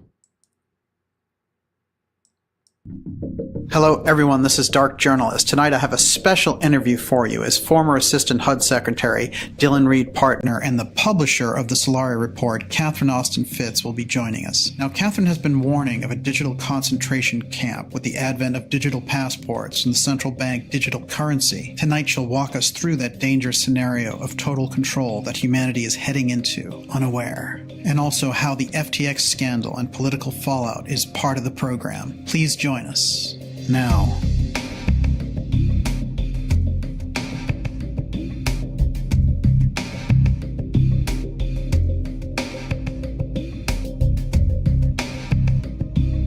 Catherine, let's start this off here with inflation. It's the thing that's on everyone's mind nonstop. What are they doing with this? Because they knew it had to come from their actions and all the payoffs during the pandemic, et cetera. Are they just trying to run everyone's savings to oblivion, basically? Well, this is a reset. Mm-hmm. And so you're accelerating the slow burn. You're printing money and injecting it into the places you want to grow. And then the places that don't get it are killed by inflation, and you shrink them and pick their assets up cheap. So you're in a slow burn, slow kill. I mean, it's an accelerating slow burn, but it's no different than the slow burn we've had all along. Right, which you think started in the mid-90s. Yes, it started in the mid-90s. I mean, if you go back and you look at how the dollar's been run since the Fed came into existence, we've been slow burning since the Fed existed. Mm-hmm. That's what 2% inflation regularly up when insiders are keeping ahead of the game and outsiders are dragging behind. But it's much, much smaller, much more subtle. Mm-hmm. So these people that have been saving money all these years and have equity in a house and all the rest of it, they wake up after 2 years of inflation and their money is worth half of the value. If they kept it in deposits. Remember, in 1980, I could get 8% on my bank CD. It's incredible. Okay, wow. So zero risk, and I get 8%. Wow. So it makes sense to save. Yeah. Right? Mm-hmm. Now I get nothing, and there's risk. Why save? Why not just go out and buy, 2 years worth of office supplies and 2 years worth of, provision.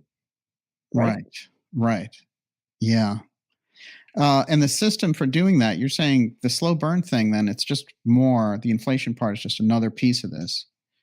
Well, when we started to print and expand the money supply in the mid to late 90s, that was part of stealing all the money out of the federal government. And you could offset it with labor deflation globally. So by moving lots of manufacturing and other things to Asia, you dramatically reduce the cost of labor, and that deflation offset your monetary inflation. Okay. And there have been various things. I like to think of Anthony Fauci as a deflation to go machine. Anthony shut the economy down for another week. Too much inflation. Wow. Right. Yeah. Right. When Omarova was nominated for control of the currency, she had just published an article in the Vanderbilt Law Review saying inflation is a problem. No problem with CBDC. You just freeze everybody's bank accounts. They can't get any money. Amazing. Yeah. How close do you think they are to doing that? Because we've seen them do extreme moves out of the blue, like the lockdown. I think they're. I think the fastest they could try is maybe a year and a half. What they seem to be doing is with the WHO treaty and the vaccine passports, getting a complete control system in place before CBDC. Because I think they need another 2 years. Maybe they can do it in a year, but now, I really think they're going to fail. So, right. You don't think this is a winning formula on their side? No. I think, I walked out in 1998 because I said, your plan won't work. I'm out. Right. It won't work. So. Yeah. We've seen signs of cracks in that consolidation, but it's moving fast. The whole system that's moving in. Right. The CBDC got a huge boost from this FTX situation. FTX was an op that got brought down in an op. Okay. Yeah. Do you know what I mean? Yes. I was going to ask you about it, but no, immediately, immediately after it happened, they said, you know what? We need that regulation. That's part of the op. Yeah. Right. Okay. FTX was a CBDC marketing plan. Do you know what I mean? I mean, how are you going to market slavery? Right. It's hard. It is. You need lots of contrived events. Up until a month before that crash, they had Freed on the cover of Fortune magazine. They had him on Meet the Press. They were hailing him. Well, the Times just put out an invite to come hear Freed speak with Yellen. And did you see that? Yes. It's unbelievable. Yeah. It's unbelievable. It's very funny because they feel much more empowered to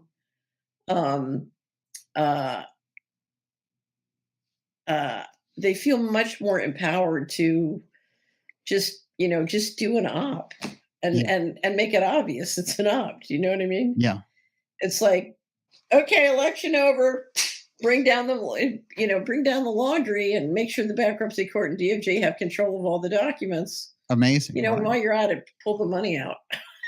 Right. And Friedman, he was so connected in fundraising for Biden and all that whole DNC operation. Well, I wouldn't call it connected. It's amazing if you give away $30 million, how many friends you can suddenly have. Yeah. Right. So I don't call that connection. I just call that, check receipt. Well, considering all the kind of misgivings that you've had about the advent of crypto, the way that they've done it, and that you don't trust it as a digital system, there's not a kind of a safety there for people's money. It's pretty interesting. When that hit, I immediately thought of you and your concerns about it, and all the people have been waving flags around crypto for the past couple of years without really considering the kind of losses that could happen overnight. So here's the issue. When I talked about crypto, what I was talking about the control grid and how it worked. And I've never heard a crypto expert who understood the control grid and how it worked. So they understood crypto, but they didn't understand the control grid and how it gets implemented, whether on the regulatory side, whether on the control side, whether on the surveillance side. And there was just an extraordinary naivete about that. There was also naivete about how you run an excellent custodian operation.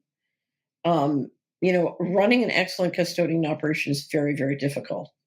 And when you do it in an experienced, seasoned institution, you've got an institution that has, a couple decades to a couple centuries of history of every fraud you can think of.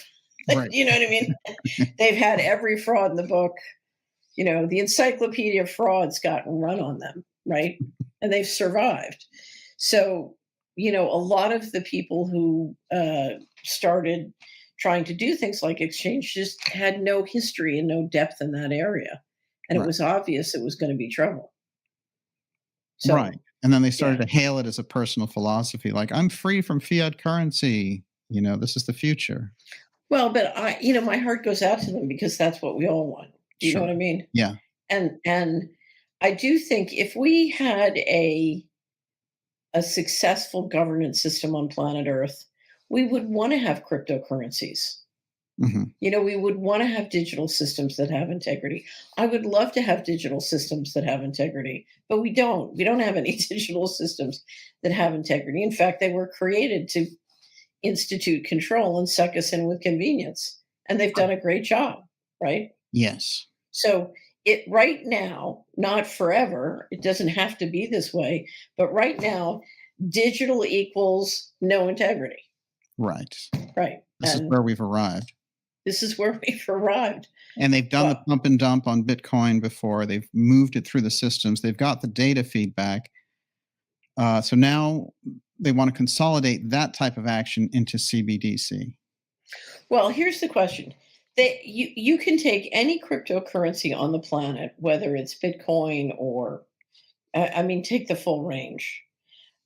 Whether it's crypto that are deemed to be securities or crypto that are deemed to be commodity assets, whatever they're deemed to be under a regulatory structure.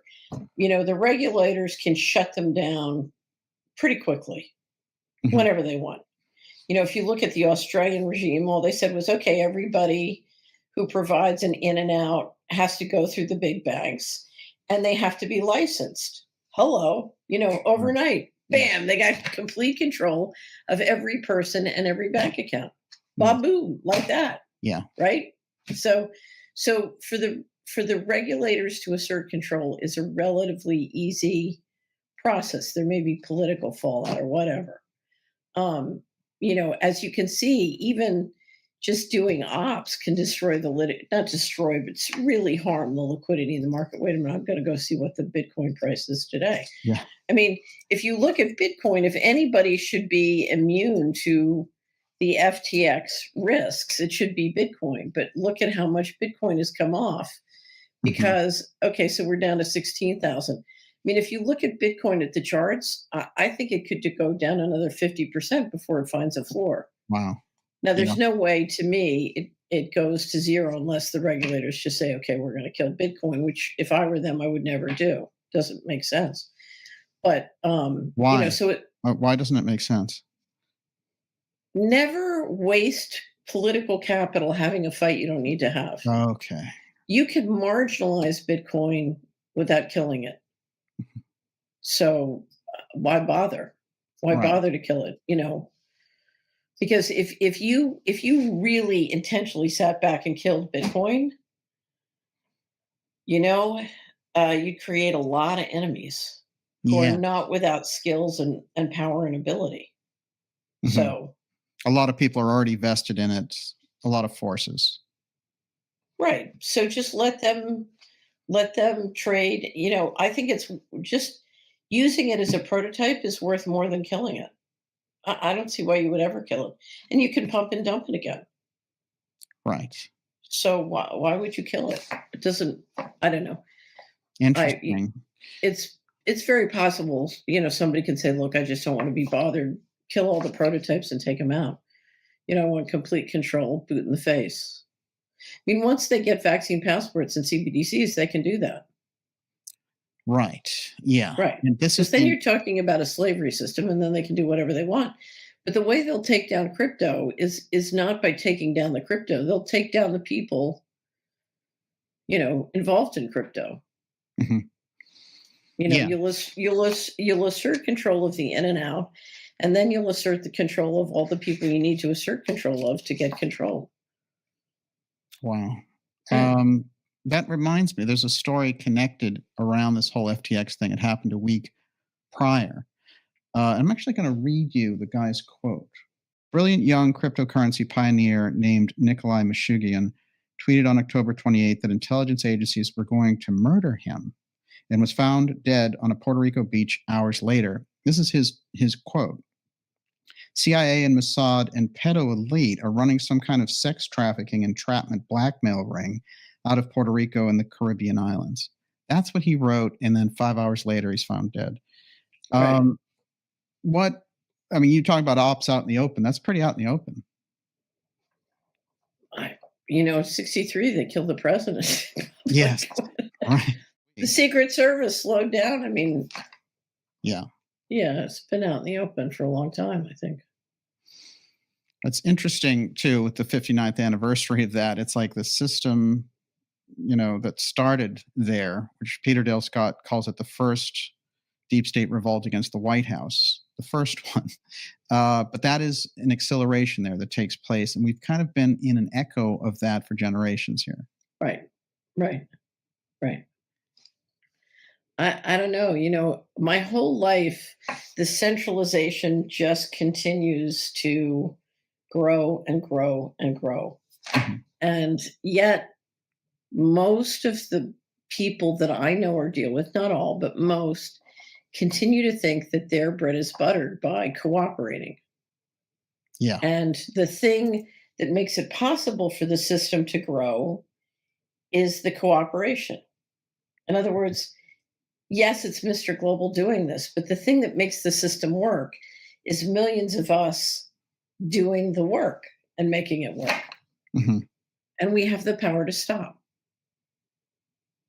Right. Why don't we? Why do we continue to choose slavery over freedom?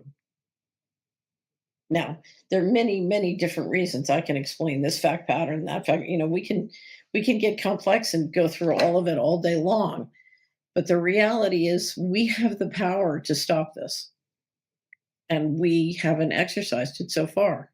Mm-hmm. And, I continue to hear from someone, oh, well, it's okay if I bank at JP Morgan Chase. I'm only one person. My account isn't big and I shouldn't have to be bothered. And have you seen the latest Q?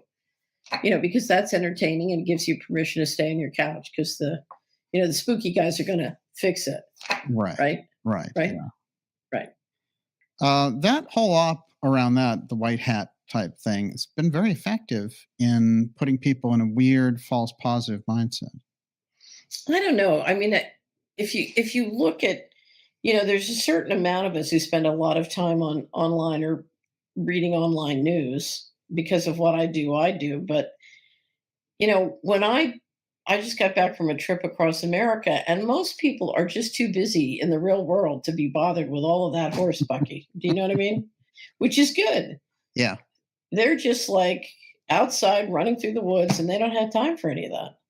Well, I wanted to mention this because with the advent of the pandemic and all the things that they were pulling around that, you spent a good deal of time out of America. When you came back in, how did it feel to you? You said you had some vibrant experiences, but what was the vibe? So I had some friends who live in Europe who are Americans who went back, and they were on the coasts, and they came back absolutely freaked, and they said, I might never go back again. Wow. They walked right into Bizarro World. Mm-hmm. I don't know if you know this. On our news trends and sections that we do quarter with Dr. Farrell, mm-hmm. 2 quarters ago, I said, that's it. I've had it. We're going to take all the stories that belong under Bizarro World. We're going to create a section called Bizarro World, and we're going to put them all there because you can't see what's really going on in the world because every area is overrun by these Bizarro World stories that are detracting people from understanding what's really going on. So we're just going to all put it into, I have the picture of the ladies screaming for the Shriekometer, and they're all over there in Bizarro World. What's a good example for Bizarro World story? Oh, like the drag queens, teaching 4-year-olds mm-hmm. kind of stuff. Or, well, I'll just go to Bizarro World. You want me to go to Bizarro World? Sure. It's just unbelievable, some of the stories. Or, like a guy who just invented a virtual reality headset that if you die in the game, it kills you.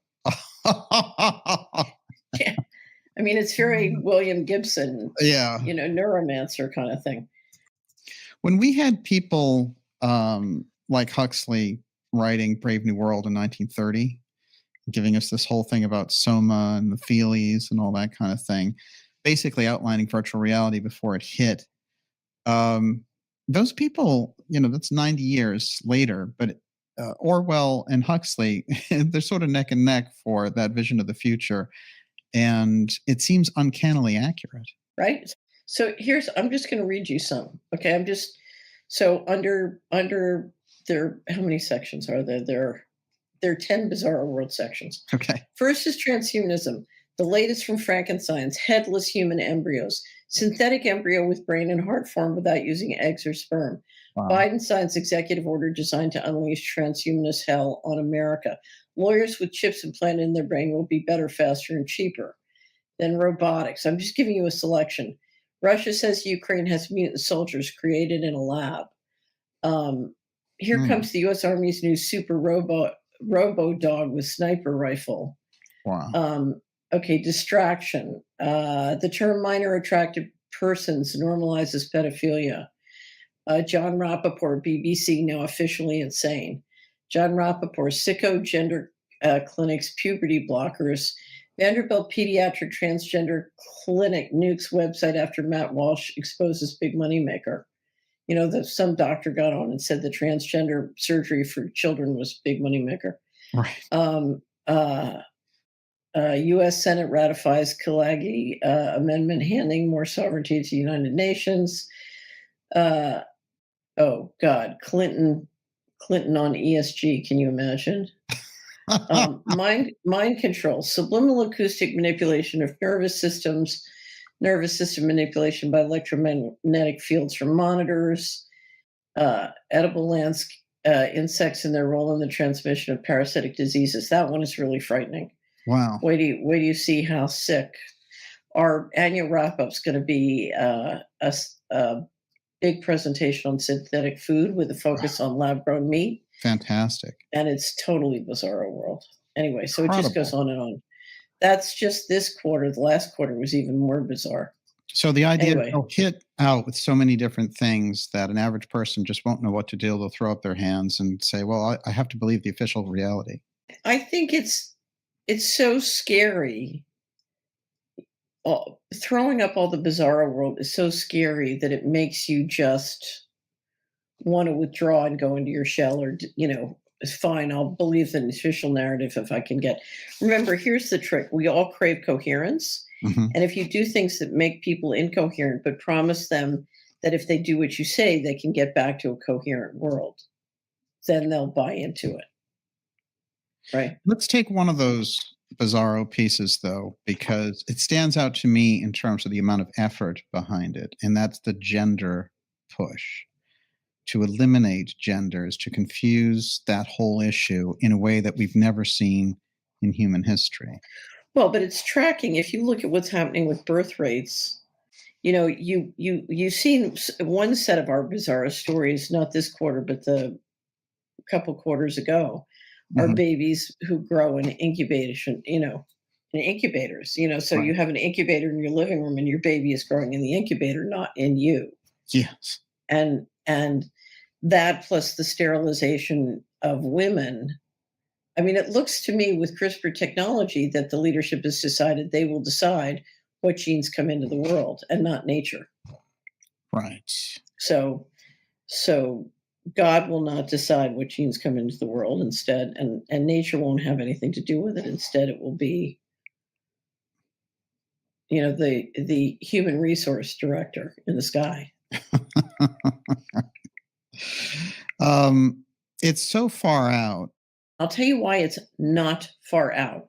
If you look at the things that we know for a fact have been going on in this planet since World War II, the only thing that has happened is we all agreed to take everything that was far out and pretend it wasn't happening. Right. Okay. So it was in the realm of science fiction. I don't know. We took reality and moved it into a fictional space, right? Because if you look at every weird thing that's gone on in this planet since World War II, there's a science fiction movie about it. Yeah. There's a fictional movie or a fictional TV show about it. Yes. But it's not allowed in normal land, right? So it's just like Disney World. There's this wonderful world with Minnie and Mickey, and then there's a world below that's engineering that world, right? Right. So there is nothing happening now that is stranger than the things that have gone on, particularly given all the people doing those strange things have never been held accountable or stopped. So it would ultimately make sense that they would move out of control, right? Hmm. Because if you double down and double down and double down, at some point the multiplication leads to every place. So Right. I don't see anything going on this planet, that in one shape, form, or another hasn't been going on for years and years and years. So would you say it's more out of the closet? It's more out of the closet and it's infinitely more creative. Yeah. Okay. So, it's almost like they're trying to keep everybody busy with, various things on a theme. But I don't know. There's a lot of weird things been going on this planet for a long, long time. Yes. And if you're someone like me, you have to go back and forth among all these worlds that are pretending it's not really happening when it's clearly happening. So they figured out a human function there, which is in our psychology somehow we're prone to kind of put the white noise out to things that we don't want to look at, and they took advantage of that. Is that reasonable assessment? I think it's more complicated than that, but I think we believe that if you dwell on something, you attract it. Mm-hmm. So we want to keep the organized crime out, and we want to keep Bizarro World out, and we don't want to attract it. And I think that's a very healthy, natural tendency. Mm-hmm. There's a point, though, at which, it's very important to know when to duck. And if your map is so insufficient and such a lie that you don't know when to duck, then you can't practice good risk management, and then you're in real trouble. And of course, that makes you easy to harvest, which is the goal. Interesting. We can go all the way back. It's interesting because Eisenhower, everyone goes to this point that he made this military, beware of the military industrial complex, but he warned about the scientific dictatorship. Mm-hmm.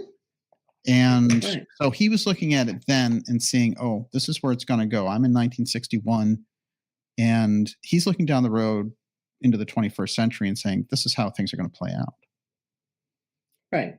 So he saw, when you put the CIA and the intelligence agencies in the position to be the most powerful bank in the world and combine it with complete immunity from the law, you've got a completely out of control transnational organized crime Right. infrastructure, and it's only going to get worse. So, he knew. Mm-hmm. And, I've never known whether that story about, when the CIA refused to report to him about what was going on at Area 51. Yes. So it was reported that he called them up and said, if you are not in my office tomorrow with a complete briefing of where, everything that's going on, I'm going to fly to Colorado, get which army was it? It was one of my cousins used to be in that army. I forget, but I'm going to get the 3rd Army or whatever it was and invade Area 51. And being Eisenhower, he could do it. He knew how to do it. He knew where the levers were. He could push the buttons and he could do it. Yeah. And they were in his office the next day reporting. But, that was the problem Kennedy had. He had never been a general. He didn't have the command and loyalty or knowledge of the military. And, the military had contempt for him. I don't know enough about his relationship with the military. I think after the Cuban Missile Crisis, that may have been the case for some, but not all. Mm-hmm. There had to be a tremendous number of generals going, thank God. Yes. Yeah. So. Absolutely. It's very interesting because I was reading about a general he was going to put in as a CIA director 2 months before he died. And that general went on to be a big anti-Vietnam activist. So it's kind of fascinating. What was his name? General David Shoup. It is quite interesting because when I went back into their relationship, I saw them together a lot in that last year of his life. And there's a lot of pictures of them together. Right. And interestingly enough, his granddaughter, this general's granddaughter, got in touch with me. Oh, wonderful. Yeah. So there's Wonderful. a lot of things there, but he was planning on becoming CIA director, this person. So there was going to be a shift there, and this might open up some of that story that's hanging out back there, because there's a lot of strangeness. Also, I wanted to mention this to you, and it's fitting that we're talking about Kennedy. But so there's this phone conversation that Judge Napolitano talks about, where he was talking with President Trump when Trump was going to release the Kennedy records. And then Napolitano, who was friends with him at the time, although that changed later, gets him on the phone and says, "Why aren't you releasing them?" And he said, "I can't. You wouldn't believe what's in there." And then Napolitano said, "Well, you promised you can't treat people like children. This will work against you," and all the rest of it. And Trump said, "None of that matters. Andrew, if you were me, you couldn't let those records out. Trust me. You wouldn't believe it." That's the way Trump put it across to him. So those records have been kind of a political football for 60 years. And it's been very odd. Even a lot of the people who study it don't understand, because they figure anything that was truly damaging would have come out a long time ago in any case. So there's this idea that I've put together, which is that when RFK met the CIA director immediately after the assassination, that there's some almost like booby trap or mechanism in there that they won't let them out, and that Trump was referring to that in his conversation, which is on record because Napolitano has said it now in 3 interviews. Right. I don't know. My inclination is to trust Trump, that when he saw what was in it, he realized, I can't let this out. Mm-hmm. In other words, that was a presidential decision by the president. Right. So he was agreeing with the CIA assessment that you couldn't let it out. When you get to everything that's gone on with the Mar-a-Lago raid and the strangeness around that, we've never had a president, an ex-president, raided before. How do you see that? I'm assuming that a decision has been made to make sure that Trump is not a viable candidate in 2024. And that's what's up. Yeah. That's it. So there's a Bilderberg get together. They decide, no way. I would say it was a Bohemian Grove get together. I mean, the Bilderbergers may have been in accord, but it was a Grove decision, is what it looks like to me. Yeah. And it's all hands on deck. I just think there's been a decision to make him impotent as a candidate. Yeah. Now the question is are they also trying to pull the country apart? In other words, it looks to me like there is one or more factions who would like to see the U.S. break up in a way that they can blame it on the people. In other words, it's not that we stole $21 trillion or $50 trillion and want to make sure you can't get it back. It's like, oh, the people forced us. Right. Do you know what I mean? So you want to blame it on the people, and that, that could be part of the divide. The trying to get the divide and conquer to. When was the Mar-a-Lago raid? I'm trying to August, mid-August. Right. So the Grove would have ended in the first week of August. So okay. I mean, it looks to me like a decision was made. Mm-hmm. And now, interestingly enough, that was the same time, I bet, that they decided to bring down FTX. Oh, interesting. So they would use FTX to, finance a rigged election, sort of buy everybody off in multiple ways, keep the economy going. So you're trying to keep the economy going. And so they're shipping money to Ukraine, washing it back. And it could have been weapon sales too, because clearly weapon sales are likely to have gone on. Mm-hmm. Anyway, but you have this huge laundry operation for multiple purposes, of which it had to be much bigger than FTX. It couldn't just be FTX. Right.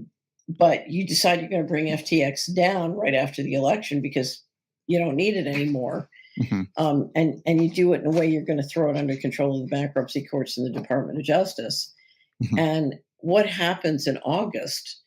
Tom Brady and his wife go to the Bahamas. Yeah. And come back looking very scared. Yeah. there's a cease and desist order that flies around at the same time. And the question is, why is Brady skipping, training? And I think the first 2 games of the season or something. I don't know. I have to look into the detail of it. But He's getting a divorce as well. well, is he getting a divorce or is that for asset protection? Yeah, right. Same Amazing. as They Gates. had him so wrapped in with that operation. He was doing commercials for it. Right. So in theory, it depends on how but it sounds to me like he got a tip. They needed that friendly face on top. Once in a while, we see these things crack, like Enron did, that opened up. Well, to me, FTX just looks like Enron too. It does. Yeah. And I'll tell you why. Enron, if I'm right about Enron, and this is a guess, I'm not sure, can't prove this, but Enron was laundering the money they were pulling out of DOD and HUD. Mhm. And you had the same people running the board as ran the big contract, the payment systems at DOD and HUD. Mhm. So, the payment system guys are on both sides. And, and sort of that money is coming through. And then suddenly in August of 2001, Skilling quits. And I said, they clued him in on what's next. And he wanted to get out. And then, of course, 9/11 happened. And 9/11 basically destroyed all the records of everything that was being laundered out. Right. Or that's what it appears. And, and then they put this guy in charge of cleaning up Enron, who just happens to be the guy they put in charge of cleaning up FTX. And if you're laundering on behalf of the New York Fed and the Exchange Stabilization Fund, and basically, the government, the federal government depository, it's the same cast of characters, the same crew, the same institutions. Mhm. So to me, this is Enron too. Absolutely fascinating. Right, because the money shipping over to the Ukraine was coming out of the New York Fed as depository for the U.S. government, right? Mhm. Same as Enron, if I'm right. Yeah. Right. Would you say that so crypto, in a sense, the way that they operated it was a dream for the black operators for the black budget? Well, I think crypto, first and foremost, was simply a prototype for CBDCs. Oh wow. Yes. Right. So here's the way we used to do it on Wall Street at the big firms. Salomon Brothers, perfect. You tell 10 different vice presidents to go do something. You wouldn't tell them that you told 9 other to do the same thing. And they'd all go try and do it, and they'd all come up with different ways of doing it, and then they'd end up competing and fighting with each other. And from it would emerge, it was a way of getting the best one fast. So Yeah. instead of asking one team and then firing them and getting a new, you just ask 10 guys to do the same thing. And that's the way you prototype. Prototyping is very organic and very messy, and you just try lots of stuff. And you know that most of them will fail, but in the process, you'll figure out what works. Right. So I think crypto first and foremost was a prototype for how you get to a digital control system. Absolutely. Right. And that's not to say that in a well-governed society, cryptos couldn't be great. They could. But Right. we're Yeah, I not in a understand. well-governed society. We're in a centrally controlled society that wants to exercise complete central control. And in that situation, crypto is the most dangerous thing you can do. Use cash. Yes, cash is king. Right. Yeah. Well, a healthy system is part analog and part digital. Mhm. You have excellent digital and you have excellent analog. And the mistake we're making is we're allowing Mr. Global to take it 100% digital, at which point we're in a digital concentration camp. We're toast. If we allow that, we're toast. It's over. And that's the central banking digital currency. That's Yes, that with essentially, yes. the digital ID, the merger of those two. That's it. You're in a slavery system. You're going to be in a digital concentration camp. If they want to take your kids, they will. No law. There's no law. It's a slavery system. Right. They'll do And whatever they want. they could even do it and morally grandstand that they're doing it for climate change, for example. Oh, right. Right. Cannibalism, good for climate change, Now, what this comes down to is how effective. So I'm looking for a new word to describe what I've been describing the phenomena of controlling people's minds and spirits, mind control or entrainment. Hmm. But if you really, I was just looking at a picture of somebody before and after, sort of when they were completely a prisoner of social media and their phone. They were in the smartphone trance versus, they broke the addiction and just got away from the whole thing. Hmm. Radical, different, much more time outdoors, much more time with people. One person is literally like, it's like their whole aura has been sucked into the machine. Right. I come back to William Gibson, who is an author, science fiction author I love. And in Neuromancers, in his books, people are jacking themselves into the machine.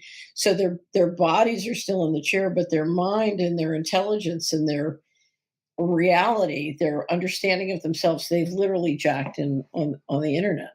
And so, but when you look at a person who's broken that addiction, instead they have a powerful aura and they have thousands of energetic or millions of energetic connection to all living beings around them, people, trees, and it's much more complex and much richer and much more powerful. They have personal power. Now, in the other picture, they're not even quite there. Their whole aura is disassociated and they're disconnected from life. They're disassociated. So there's some kind of energetic hacking going on, if you know what I mean. And here's the question. The question for each one of us is, are we resonating with life and each other? Or are we resonating with a machine?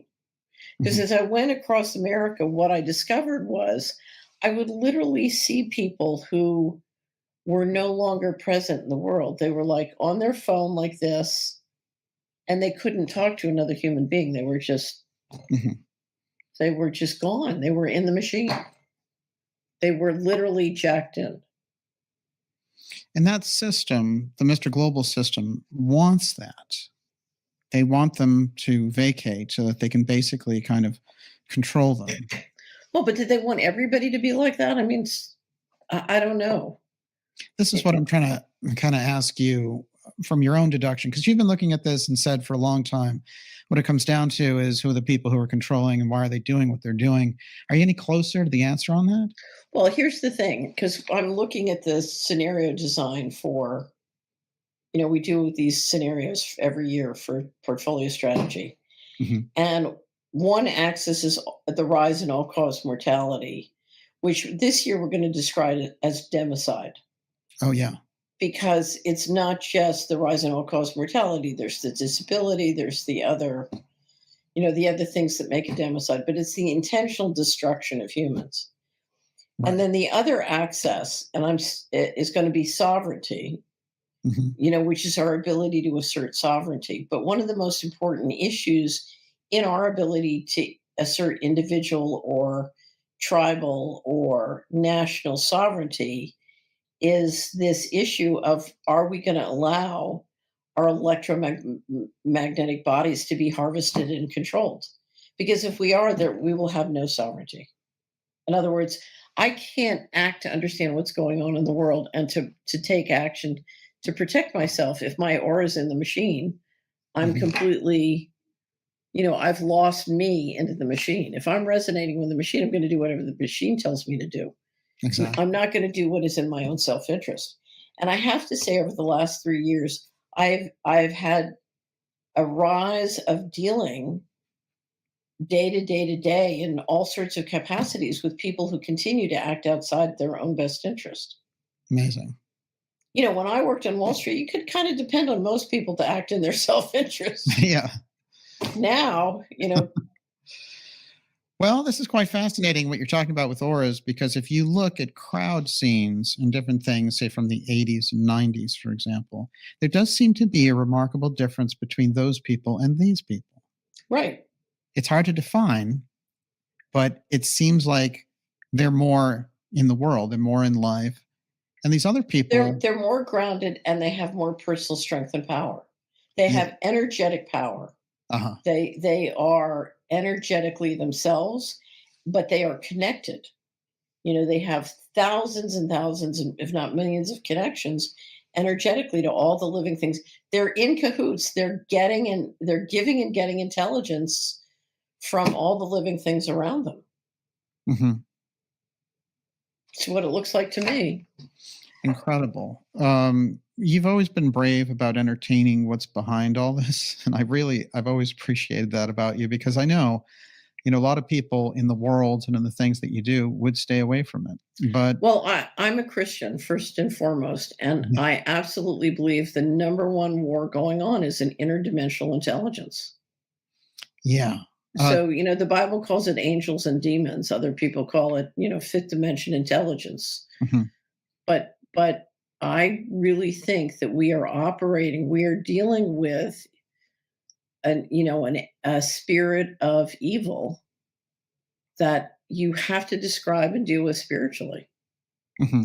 So, I think first and foremost, this is a spiritual war. And it doesn't do justice just to talk about greed and avarice and war. No. It's something else. No, it's something else. This is something more. We have grown up in a world where we are hyper materialists. Yeah. We are taught to be hyper materialists, and the only thing that's real, is what we can see that's concrete. But in fact, that's not the case. If you look at the most powerful technology today, it's invisible to the naked eye, number one.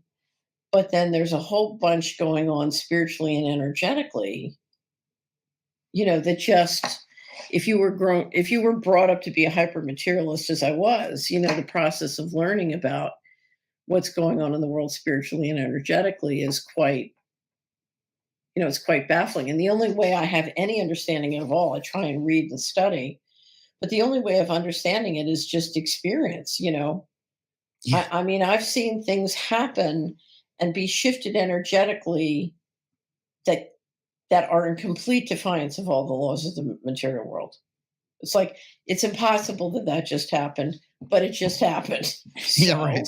So, yeah. And I've seen human intention change material reality. And that's, if you study William Tiller, that's what he says. Human intention changes material reality. And it does. I've seen it. And, if you look at the really great churches, that's what they teach. Interesting. They teach a philosophy of a commitment to divine wisdom and principles, and a commitment to faith that can, in fact, change material reality. So it's a reference to something beyond the thin film of reality that we get to see. It's a reference to how our world works. Our world is not just material. Yes. Our world is not, our world is many dimensions. We just operate in a few. Have you ever, you do so much scenario design for different things, business world, investment, and all the rest, social conditions. Have you ever thought about doing something like that in relation to, here's the scenario design, the Mr. Global thing, what's behind it? It's aliens, it's interdimensional entities.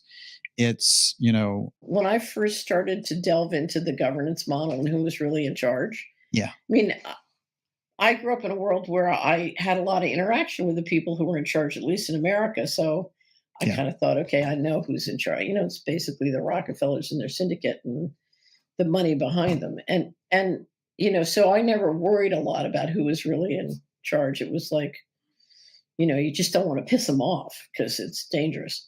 It was sort of my take on things. Anyway, but so when I first started to get into the governance, I signed up for Chris Milligan's, had a listserv called the CIA Drug Listserv, and it was started with who's dealing the drugs and it goes up. And there was this huge war when I first got on it. And there was this group that said, it's all the Catholics. And they were rabid about it. And me, oof. And then you had another group that said, it's the Masons. And they were like, equally disgusting. And then you had the group that was like, no, it's the Jews. And I kept saying, look, guys, it's a big planet.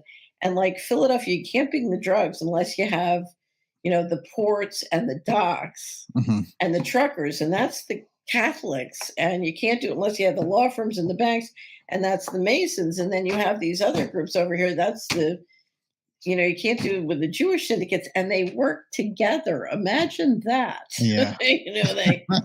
They compete and they cooperate. And, but you could never get these three groups to like have an intelligent conversation to integrate. Anyway, so I remember just being very frustrated with those folks. Anyway, so we do a 2-hour on Who is Mr. Global. And after it's over, I realized we were at such a high level of the control that we never got down to the Masons, the Jews. And I thought, oh, there are going to be some ideologues who are going to be deeply disappointed with this. The players on the ground, not the coaching. Right. And to me, you have a couple of unanswered questions that if we could answer them would tell us a lot. One is, how does interdimensional intelligence work, and how does it interact with, what's going on today? So that's number one. The second is, what is the invisible weaponry? Because I'm a great believer that we have a lot of powerful invisible weaponry that's a major driver. I think one of the things that's causing these you've got 190 plus countries that are doing what they were told in their, against the best interests of themselves and their citizens. Why are they doing that? I think they are subject to weather warfare and invisible weaponry. I think they've got a gun to their head. Mm-hmm. And that's one of the reasons they're behaving the way they're behaving. And they've got a gun to their head with weaponry that they can't tell their citizens about. Right. So, so I love the Canadian leader who, sort of intimated weather warfare was what had him. Agreed. Have you ever seen that one about the guy who says, I want to thank the people who sent the rain? And everybody's going, what? What's he talking about? Catherine, just outstanding. Now stay right there and we'll do another round for our viewers at darkjournalist.com and have that for members this week. Of course, your latest Solari report is available at solari.com. Now we'll see everyone on Friday night at 8 p.m. for the Dark Journalist X Series. Remember, X Series 2023 is coming and you're going to want to be there for all the incredible, exciting episodes that we have coming up for you. See you soon.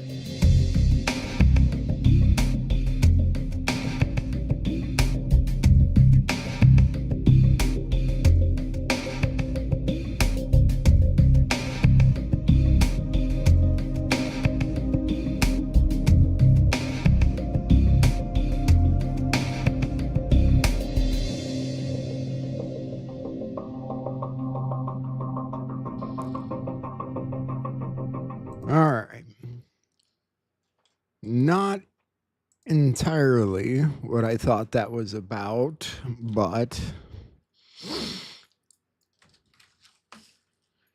yeah, the bird guys, I think some people would see a little bird that fell out of a tree as pretty insignificant. This is, I don't think people pay a lot of attention to the birds. They're just kind of there, right? Sometimes you feed them. Sometimes they fly into your windshield or your window. But I don't know. All I saw was this hungry little thing, and I fed it. I didn't really expect it to live, but it got really healthy, and today he got to fly off into the wild, which is why I didn't put together a lot of a show today, actually, because I spent a lot of time out there. It was just so interesting to watch, I guess, to see him on the ground for the first time, like pecking at ants and looking at things, and then to fly for the first time. I don't know. It's just a tiny little life that to some people is nothing, but it's everything. Part of me feels like that bird was a test. Maybe you guys get tested more than you know. Maybe Christ tests you in lots of ways. Maybe you've all met Christ, encountered Christ at a point in your life and don't even realize it.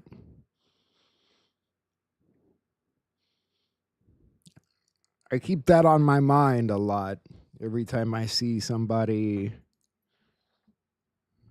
begging for $1. Not that I usually have $1 to give them, but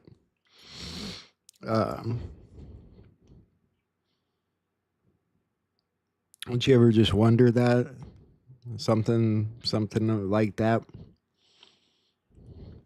A test of your character, Gingeroo. Do you value life? Is that not what it really boils down to?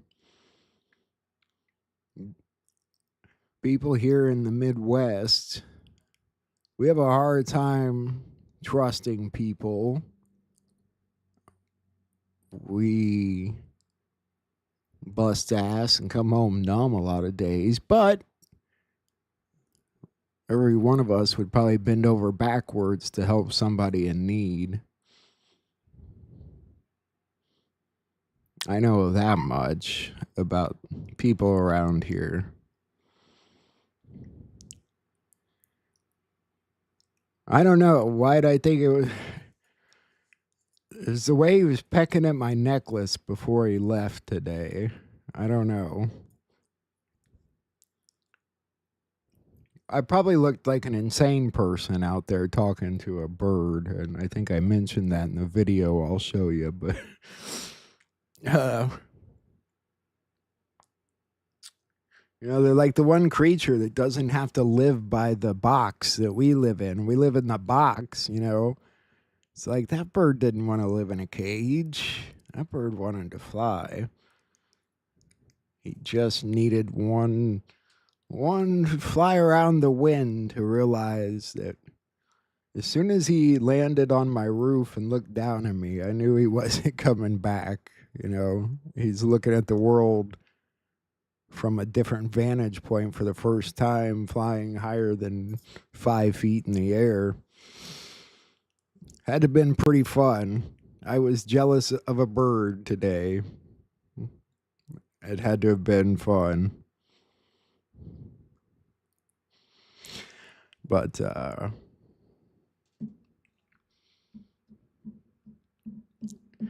I don't know.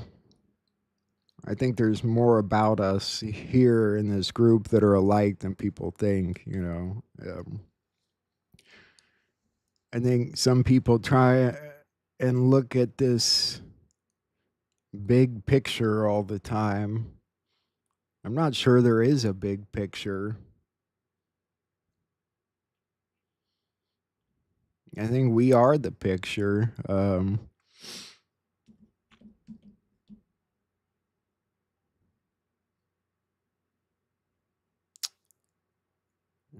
I think we were meant for more than filling orders all day, flipping burgers. Is there anything wrong with that? No, these jobs, you know, it's...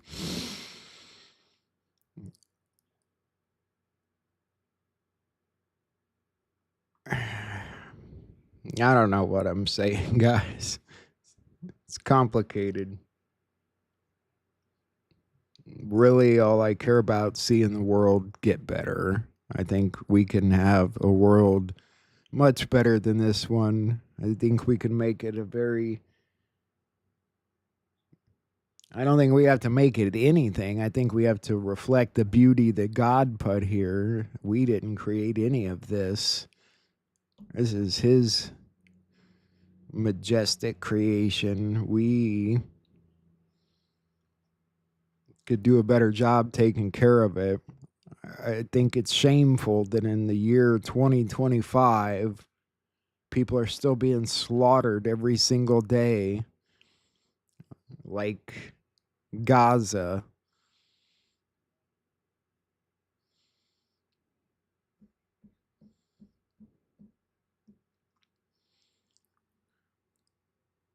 far as I can tell, I think Trump's a peacemaker. I do believe that. Could I be wrong? Yeah, I could. I could.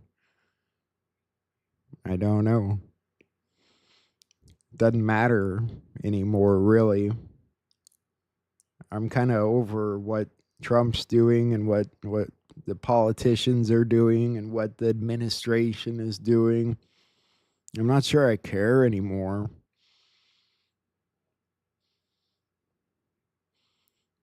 I think in a way we've gotten so caught up in it that that's how they capture you. You spend every minute wondering what they're going to do next, when they're going to do this, when they're going to do that. And it never happens, does it? Maybe it will this time, maybe it won't. I don't know. I do know there's more birds out there that need help. There's more people out there that need help. There's lots of things that need done. I don't care if you work a 9-to-5 or not. There are always ways to stay busy.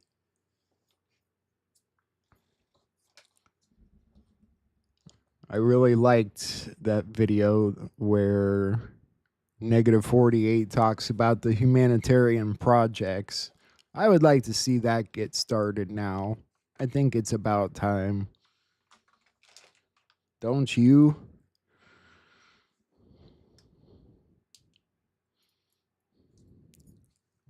Maybe that would be a game changer instead of tooting around ideas about whether Joe Biden is or isn't dead or was or wasn't dead 4 years ago. I'm not sure I really care. He never existed in my soul. He's somewhere amongst what I think of when I think of a turd in a toilet. And I don't, so.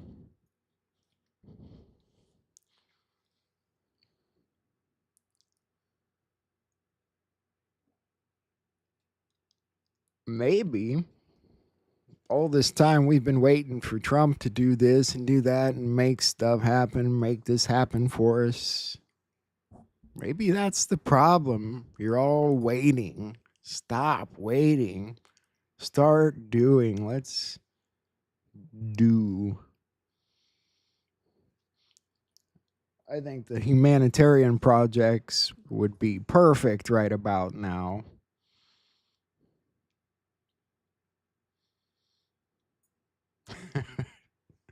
Just my opinion.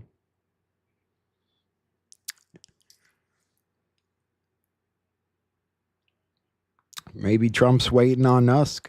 You ever think about that? Maybe he's waiting on you.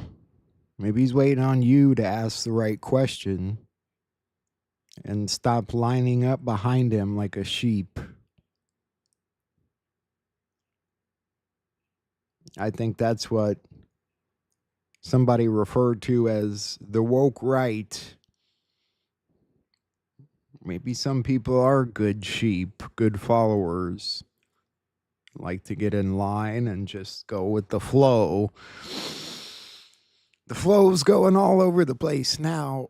Not so easy to just go with the flow, is it?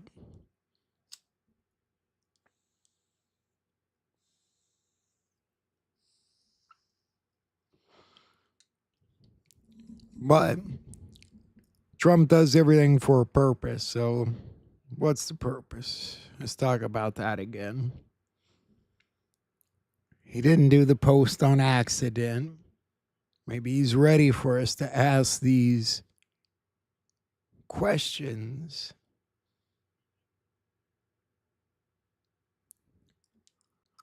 What really happened during COVID?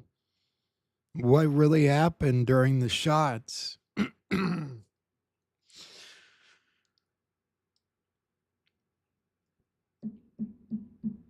it's so much more than that. It's so much more than that. It's 4 long years of what was going on. We're supposed to be taking our country back, not losing track of it.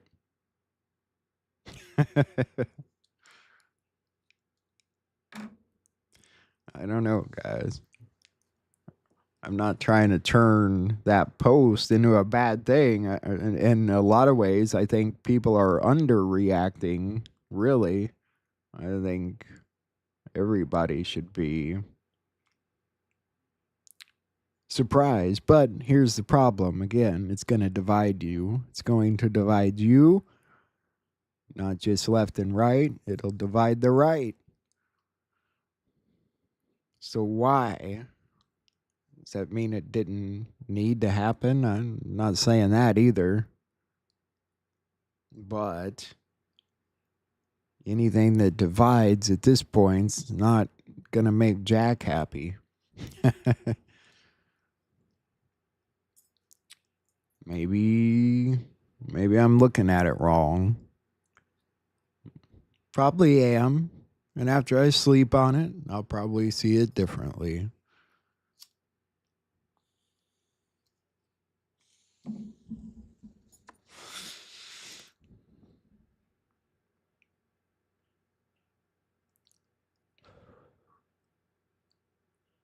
I think there'll be great conversations that come of it. I'm just waiting to hear them. I've not found any so far. Other than Nino and Juan this morning. I know there's people talking about it, but they're just kind of rehashing the same things we talked about this morning. You can't just come in after centuries of horseshit nonsense, take over and say, trust the plan. I mean, you can, but I know people are quick to jump on the hopeful train, and so am I, but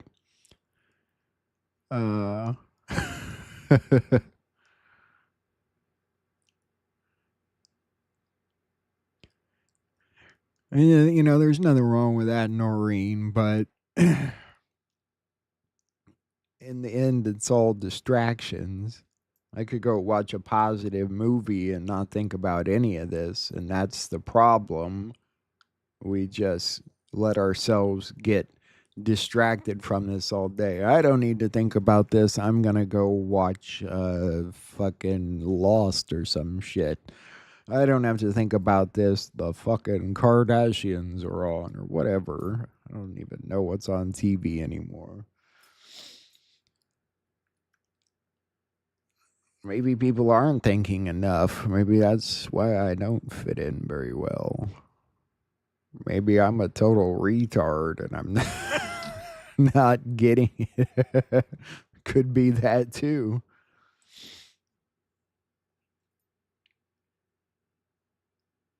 Well, that's the big question, Gingeroo. You say the left still has their fingers in their ears and even involved, Is there a left in existence anymore, even?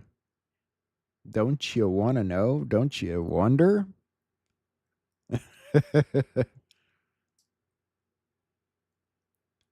How much central casting is in effect right now? How much central casting is our tax dollars paying for at this point?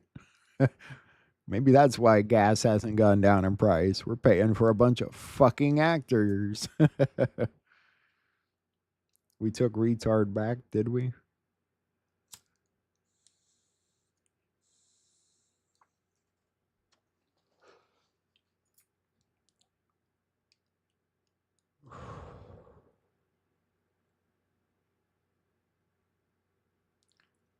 Juan said June.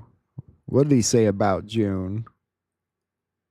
I must have missed that. I thought we were going to have a whole thing about the direct energy weapons Juan said was going to happen. And not to sound like a complainer, but that has not happened yet, has it? Just pay for LGBTQ plus. What, our tax dollars? Yeah, probably. A lot of transitioning going on out there. We gotta make sure it's paid for. A lot of vaginas becoming penises, penises becoming vaginas. Well, you know. It's 2025. You want to be a lizard? We can turn you into a fucking lizard.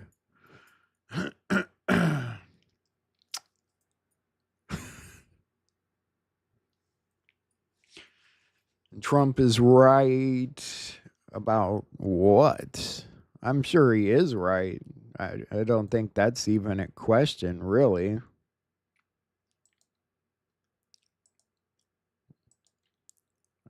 But it brings up a whole lot of new questions that people should be asking, right?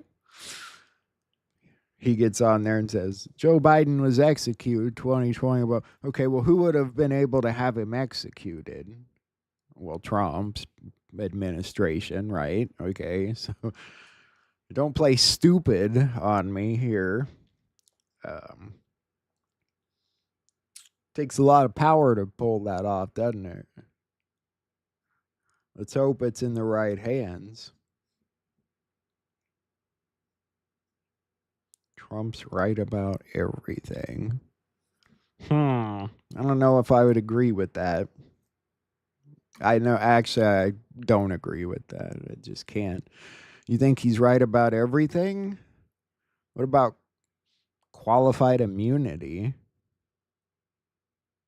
What if a cop decides you look like an illegal and they're going to put you on a bus and ship you out of the country? You don't have rights anymore, right? ICE isn't playing around anymore. Cops, qualified immunity, do what they want. I mean, things, you got to start asking some deeper questions with that, too.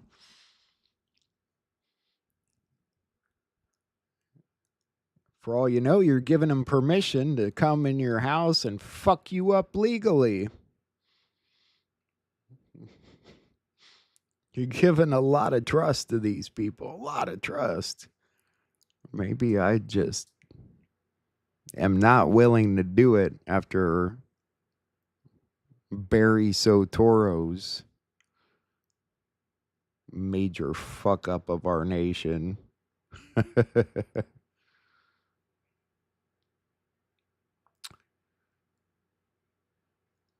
Trans commit suicide more than veterans. Supposedly right now farmers are committing suicide more than anybody. That's pretty sad. It's pretty sad.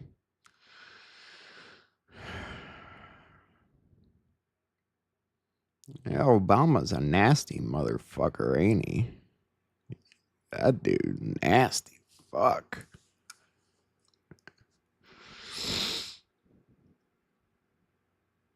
But people sure voted him in, didn't they? They bought right into that big old bullshitter, just like 9/11. Threw your flags up, put your little paper flags from the newspaper up in your window, did you? And then Ukraine happened, and up went your fucking Ukraine flag, right? Everybody thinks they got it right. I hope I'm not the only one out there that's willing to admit that I don't know shit at this point.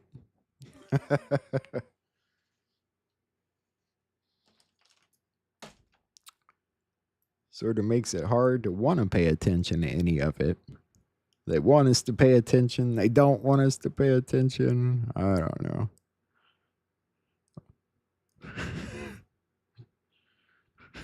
You guys. Oh, I know Israel was involved in 9/11. I know it. Does the rest of the world know it? And what does that account for exactly? Because everybody fell for it. Sorry, but America as a whole A bunch of fucking suckers. Sorry. Sorry. But this country as a whole, fucking idiots. That's my opinion. And I know I just pissed a lot of you off because I saw you all change the channel, but sorry. You think you're a genius? Everything they threw at us, everybody's fallen for every time. Why is it not plausible to ask if it's not happening again? I don't think that's... I know that question pissed people off today, but... Sorry. I'm not going to feel bad for asking certain questions. You want to believe. I get it. I want to believe too.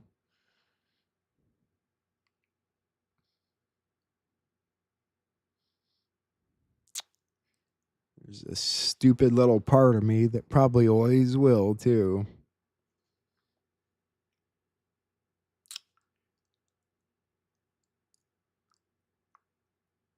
Aren't you done being a sucker though? Haven't you had enough?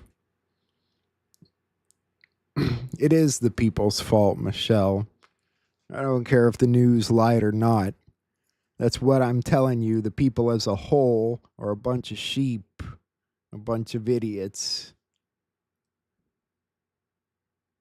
I probably should feel bad saying it that way. But, I mean, seriously.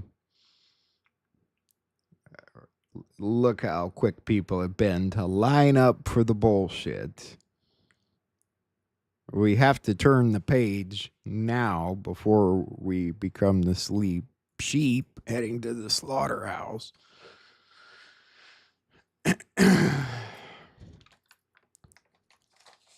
Give you something to believe in? I think it's the opposite of that, Dominic. I think they've worked pretty hard to take away all your beliefs. I mean, they've made everything a joke.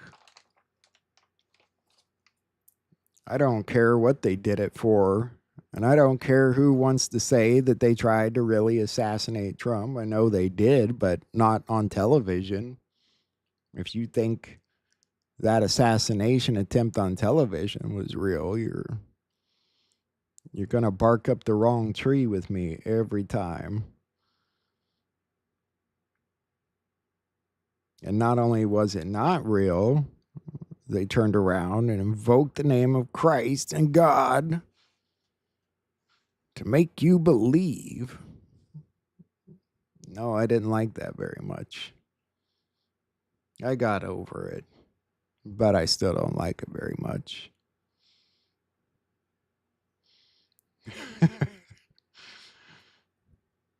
Is that what we're doing, Xander? Are we pitying them?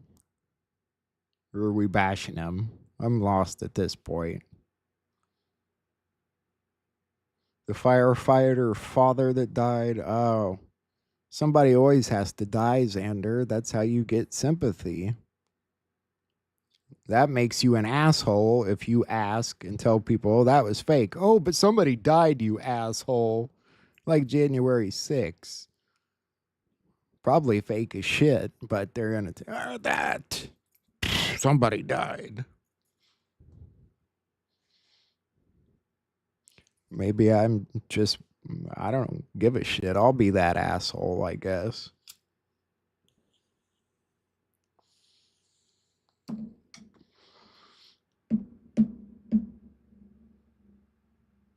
Which is funny because that's a huge point of contention that I disagree with Juan O'Sullivan on, and yet you guys still get so pissed at me when I play him on here.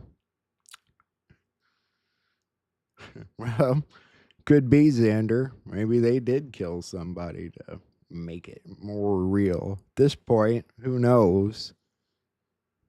Neither scenario would surprise me. That's the sad part. And worse than all of that, for me at least, is that I like to make life a little more positive for you guys, and I'm not so sure I'm doing very good at that lately. I like Juan too, but I still disagree with certain things he says, and I still think he can only say certain things, which I don't know what you would call that. Does that make him a liar? No, not necessarily, but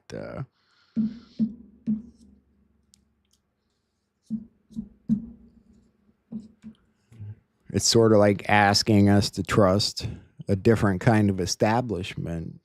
Do we want to trust another establishment, even if it might be this really good one?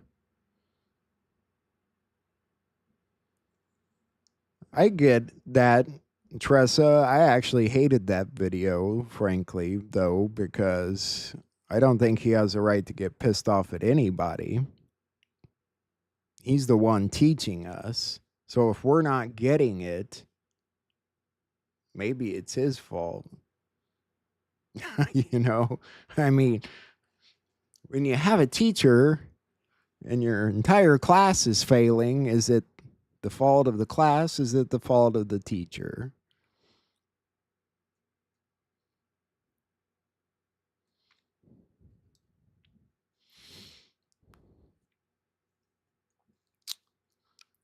Oh yeah, they've been telling us all kinds of things all along. Is the problem. And then they tell you just keep listening to these people, and then those people say two different things. That's driving me fucking nuts. Only listen to these people, and then those people don't even fucking agree. Do you realize how stupid that makes a person sound? Ugh, I fucking hate that. And I'm not picking at anybody, but I'm tired of hearing people, be careful who you trust, guys. You gotta watch who you trust. Well, no shit at this point. I don't trust anybody. None of them. I'll watch them. I might even like some of them, but trust them? No. I don't trust any of them. Not anymore. I do not. I think it is one sick movie, frankly.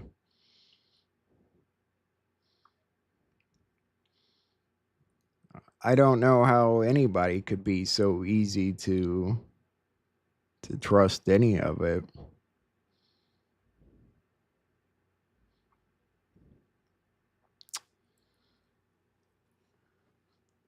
So, like, you know, we were saying, Tressa, I get why Juan O'Sullivan is going to yell at people for saying nothing's happening. And I do get that because, well, there's definitely things happening. But trying to understand what's happening is a different story. You never agreed to be in this movie, Posty? I didn't either. I didn't know I was in a movie. You know, I never took myself for wanting to be an actor, but is that what we all are now? We all just actors in this bullshit movie?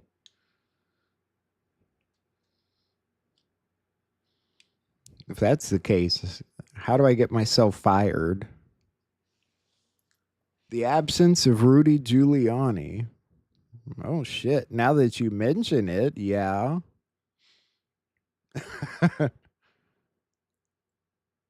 That's an interesting point, Anita. Sidney Powell and Rudy Giuliani. Well, we've seen a few people in Trump's administration that aren't always who we thought we were. I mean, I think a lot of people try and look at everyone as good, evil, and at this point, I'm not sure people even get the difference in this world, which is why I put that video in the intro where the guy is saying this might be the most evil generation to ever exist on the planet. Could that guy be right? Oh, where'd it go? Fucking hell.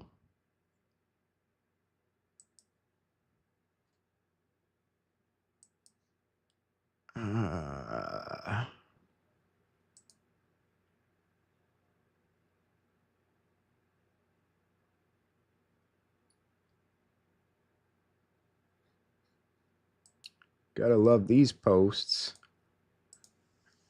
Here's an interesting post. Not that one, but where'd it go? Where'd you go? Here you are. According to this post, somebody gave the Silk Road guy $30 million. An anonymous individual just donated over 300 Bitcoin worth more than $30 million to Ross Ulbright, the founder of Silk Road. Must have been his lucky fucking day, right? You know, if any of you anonymous people out there want to give me 30 million in Bitcoin, I mean, fuck. What's the point? I'm trying to wonder. All that guy did good was make a life a little easier for drug addicts and weird creeps. So, I'm not that sympathetic, frankly.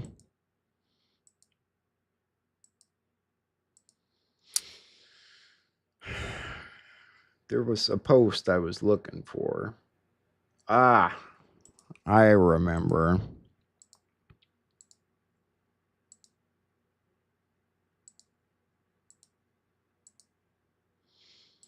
That one.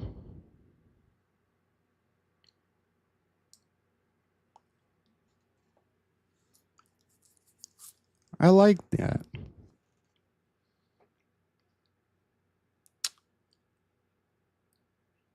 But like I said earlier this morning, even the patriots that are on here telling you how positive you should be every day are posting things like, is anyone ever going to get arrested? A lot of people are very good at getting on here and entertaining you for content purposes and putting on smiles and telling you the things they think you need to hear. Trust the plan. It's all a movie. Nothing can stop it. I can't put on that fucking mask anymore. I'm having a real hard time doing this shit any longer.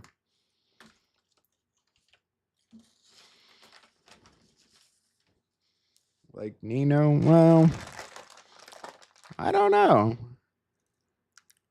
Watch Nino with Juan and then watch Nino with somebody not so much like Juan. I don't know. He's better than you think about asking the right questions, but and then again, it's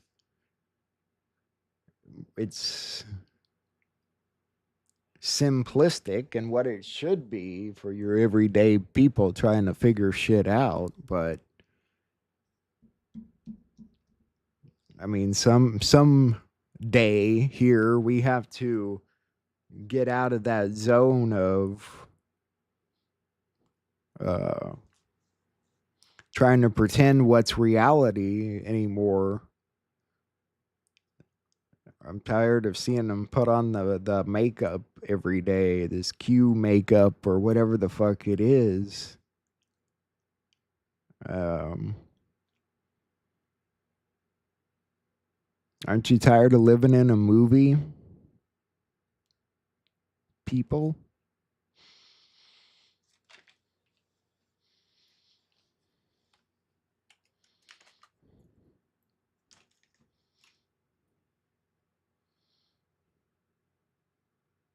Learning truths. I'm not sure anybody's really learning anything. I think people have learned some things, but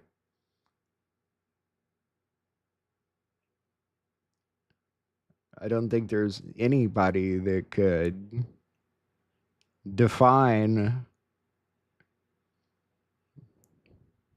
much at this point as far as what's actually happening, what life is about.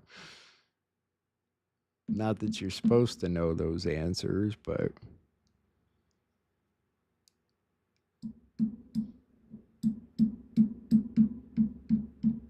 Q said no deals and no one gets away. But you see lots of deals and lots of people getting away. Yeah. But he said there'd be false information too, right? That way you can't trust anything he says, because he's basically told you that I might tell you the truth. I might lie to you too, but it's for a purpose. Well, that really fucking helps, doesn't it?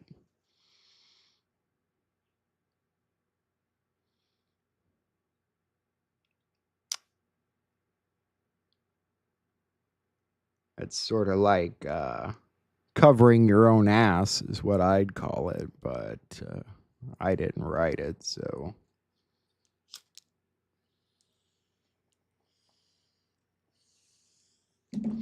Misinformation is necessary.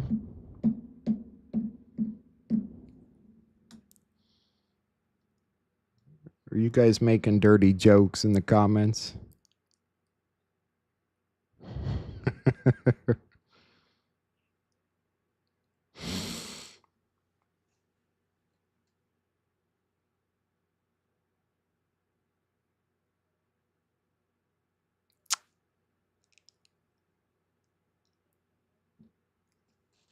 Yes, Birdie flew away.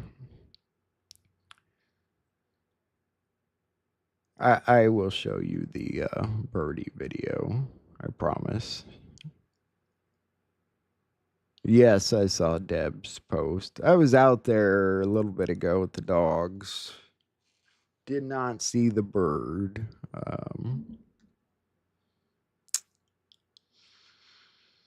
Yeah. So, I really don't know where that leaves us all with all this political stuff. But at the very least, it's exciting. I think what Trump did is a game changer. I just want to know where he's going with it.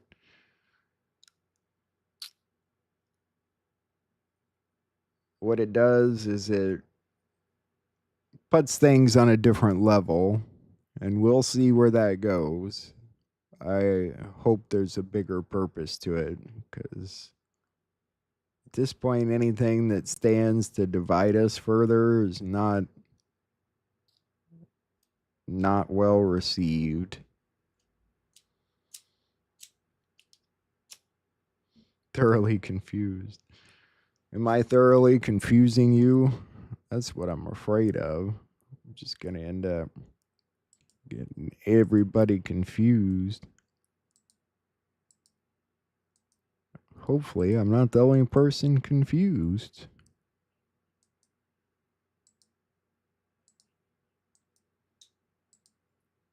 But I don't know. Maybe I have a problem accepting things. Maybe that's just it.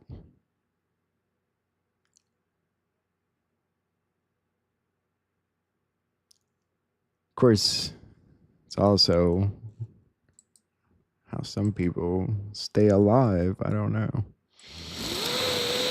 All right. I think I'm down to the birdie video.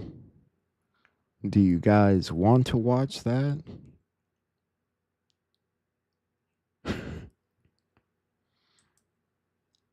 Sanders cracking bad jokes in the chat. I got a problem. I might.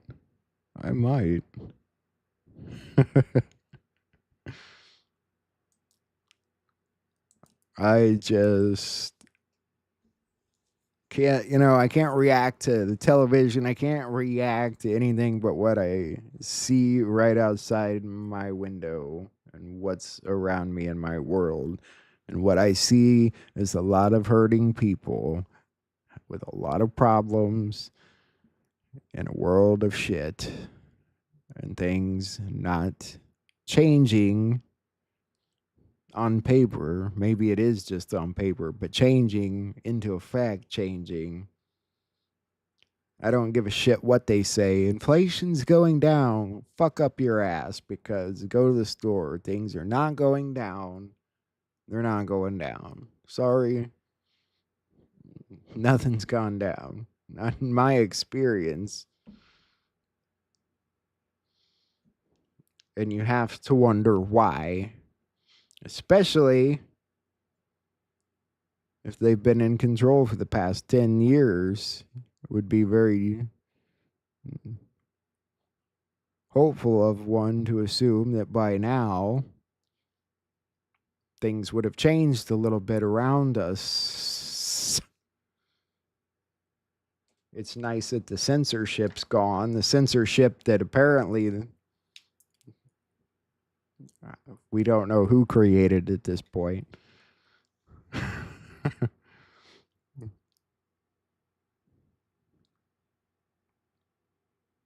What would it take to piss some of you off at Trump? I'm wondering. Not that I'm saying that's the goal, but I kind of wonder, like,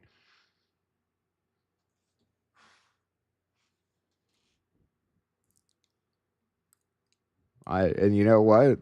I don't think you could really be pissed at Trump, actually, because I don't believe he's the one who decided to put you through years of a psyop.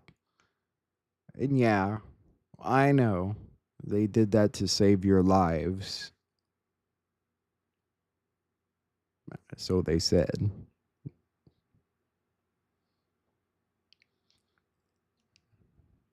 Don't know what to believe at this point. We'd all be dead by now if it weren't for Trump. That's what they say. Well, fuck if I know.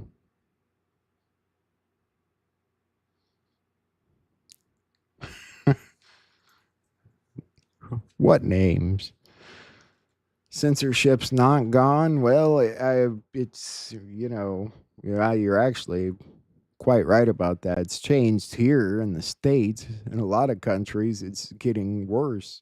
Seems like India and England especially have gone up shit creek with censorship.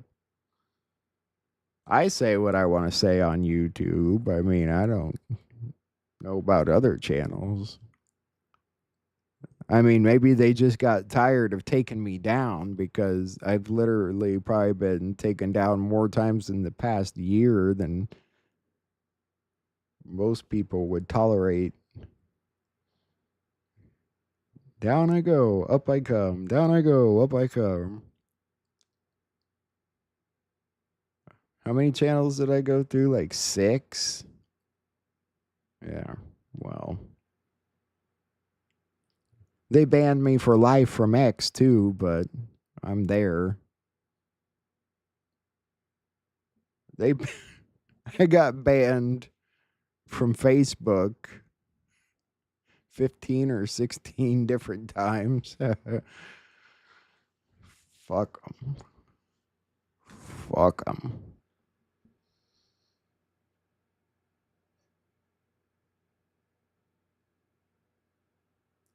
When do you think the young lady Trump sent the military to save will come out? Who are you talking about, Noreen?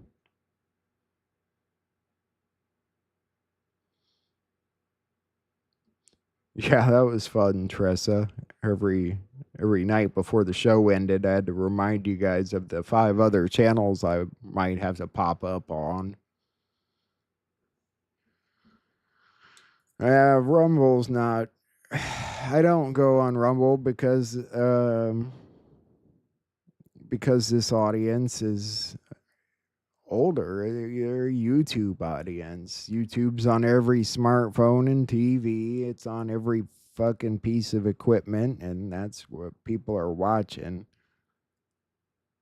The whole point of me being here is to show you guys what you can't find here, really.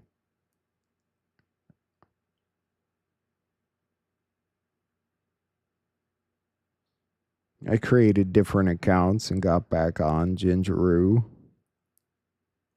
You make a new account, you make a different name.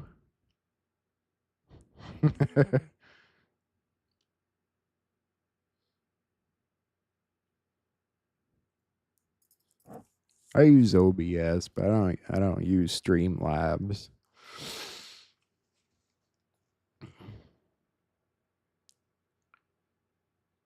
It always gets worse before it gets better, but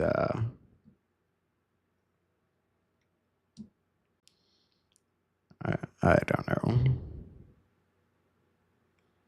Mainly, I'm just trying to show you guys some news. It's a Sunday, not much news today.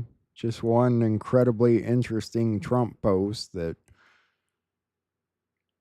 should have everybody having a conversation, but I'm not sure anybody is. We are. I don't think anyone on the left's going to change their mind. I think it's just going to make them feel that Trump's lost his mind, which seems to be the outcome. Everybody's saying he's old and lost it. And I'm sure we all know better than that.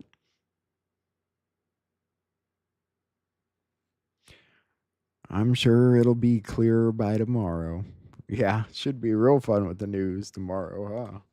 I'm sure it will be. It'll be interesting. Oh, yeah. The bird video. I promised the bird video. All right. It's actually 2 videos. Let me see if I can find the right ones here. Gonna tell me how long? One. All right. So I need this one first, I think. See if I can fix it. I need some audio. Might have to turn it up. All right, Patriots. You've been here with me on this little journey with this guy. He's eating on his own now, and he's flying quite well. So I think today is the proper day to see if he's ready to fly. We're gonna find out. But I wanted to do this together, guys, because I'm nervous about it.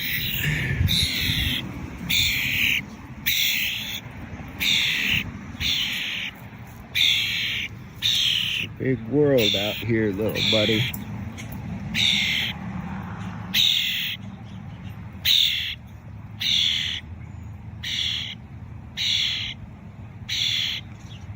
Taking him out here a couple times to feel the wind, play on the ground, and kind of get used to it.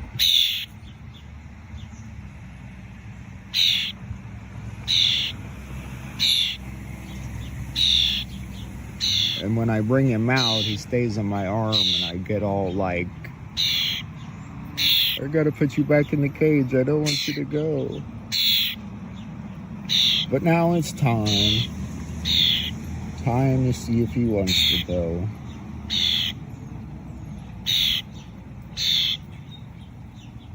It's a nervous choice.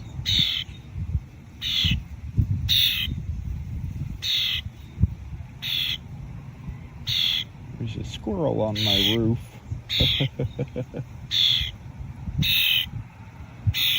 Look, I see other blackbirds.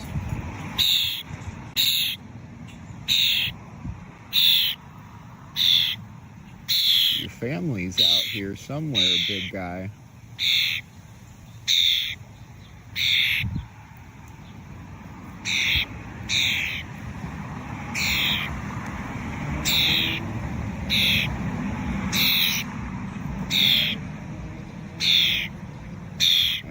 I know. You want me to feed you. Very hard, buddy. You eat like a can of crickets a day, and I can barely feed myself. But no, you don't have to leave if you don't want to. It's your choice, Mr. Birdie, but you're a bird, and God made you to fly this beautiful earth, something that humans don't get to do. I wish I could fly with you. I really, really do. Want to check out the ground a little bit?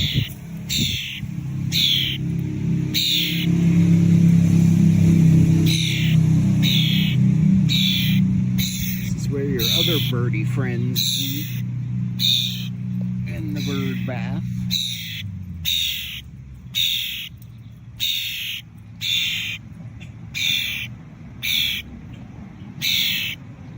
Nervous, isn't it?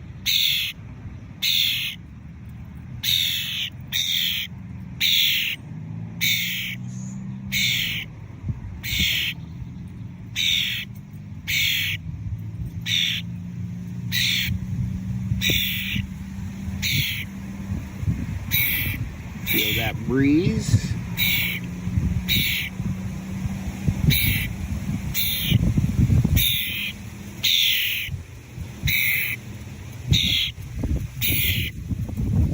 Scary, I know. We're all rooting for you, Blackjack Birdie.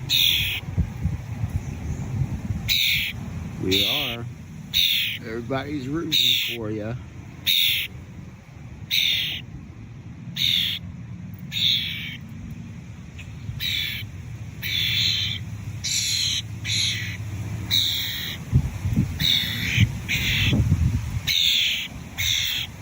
Hear more of your friends out there.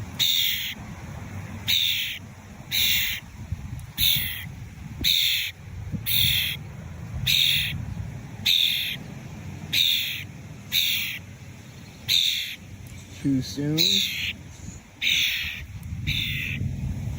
Maybe it's too soon. I don't know. It's summertime though. We'll keep coming out and trying. You're not ready.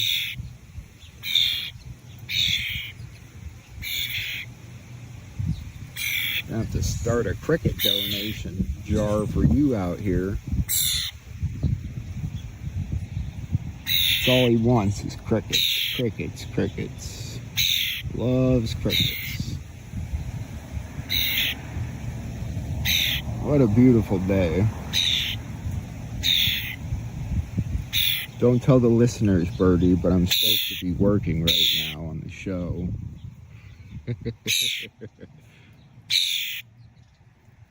But it's just so nice out. Had to come out and ground myself. Oh, I know. You're not liking this, are you? You don't like it, do you? He sees my hand and he thinks cricket. It's like he sees a hand and he thinks it's supposed to feed him crickets. Technically, he's only been feeding himself for like a day or two, so it may be too soon for him. He's gonna get to where he lands on every human's head. The dog's trying to catch a bee. I don't want to fly. Alright. find you some crickets then. We'll try again. Try again, folks. All right, let's look at day 2. Yep. Holy shit.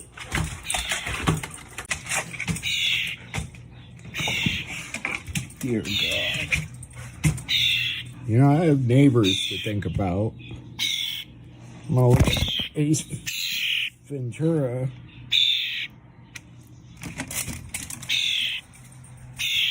Alright. Day 2.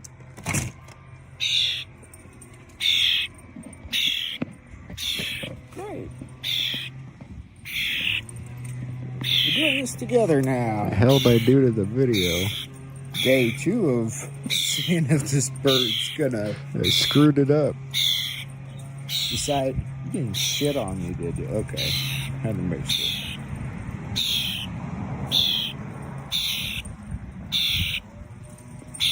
Yeah, I know. You got a big choice to make. You are an outdoor bird, though. And, you very much know how to fly and eat on your own.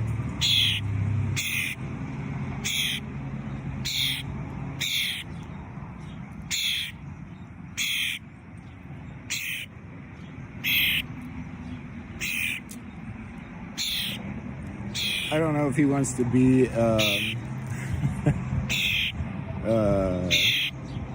outdoor bird.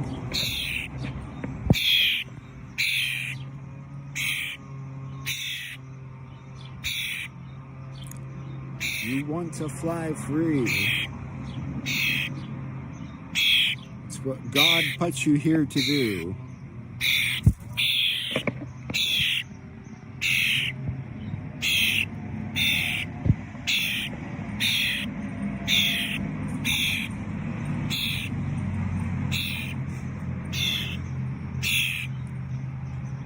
Yeah, I know how stupid this looks, guys. I wanted you guys to be able to see it if he does decide to fly free.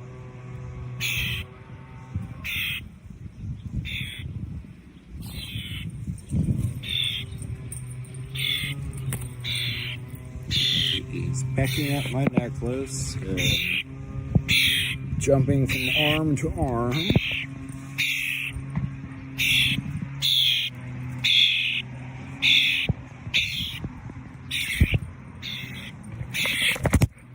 Does not like the camera. Clearly does not like the camera.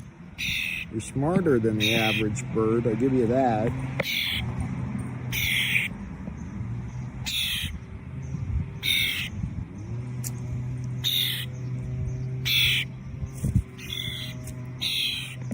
My neighbors should be filming this.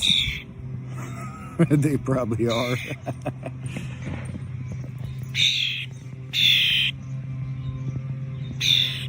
I know.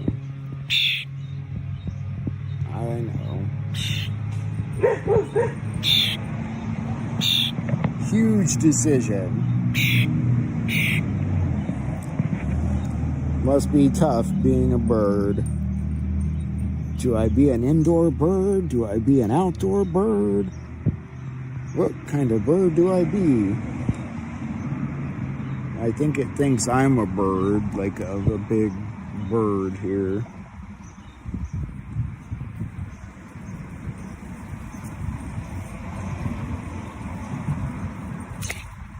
All right.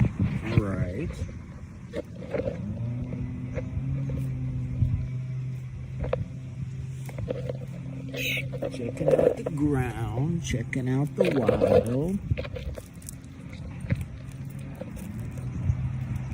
We definitely don't want to eat that, but if you're a bird, you should know that. Get back, fellas. Official bird business. Please step away. You bark at me, mister.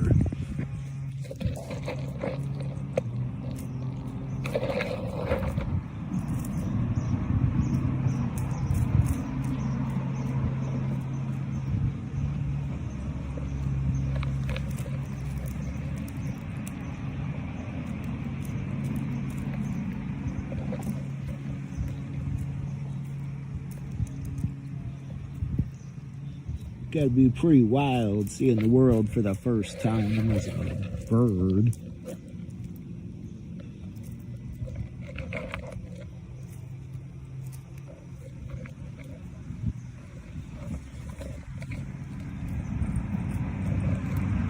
Careful what you eat, little fella.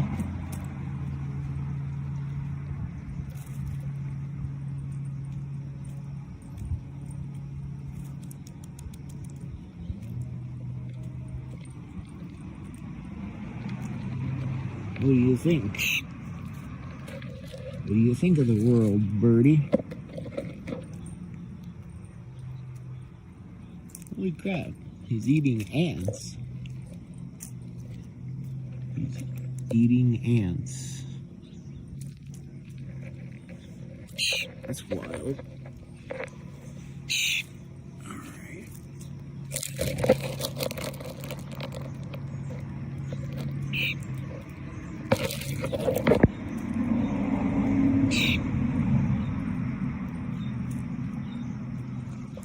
See, you're a survivor.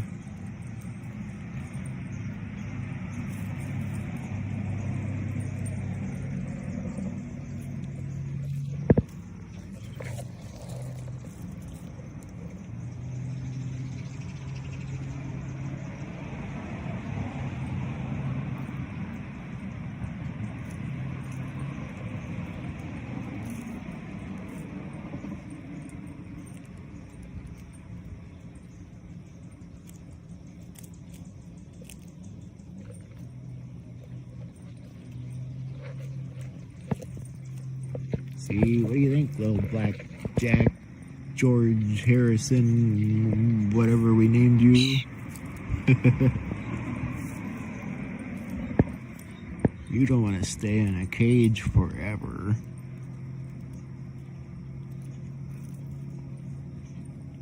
Like the one creature that doesn't have to stay in the box. You can fly anywhere.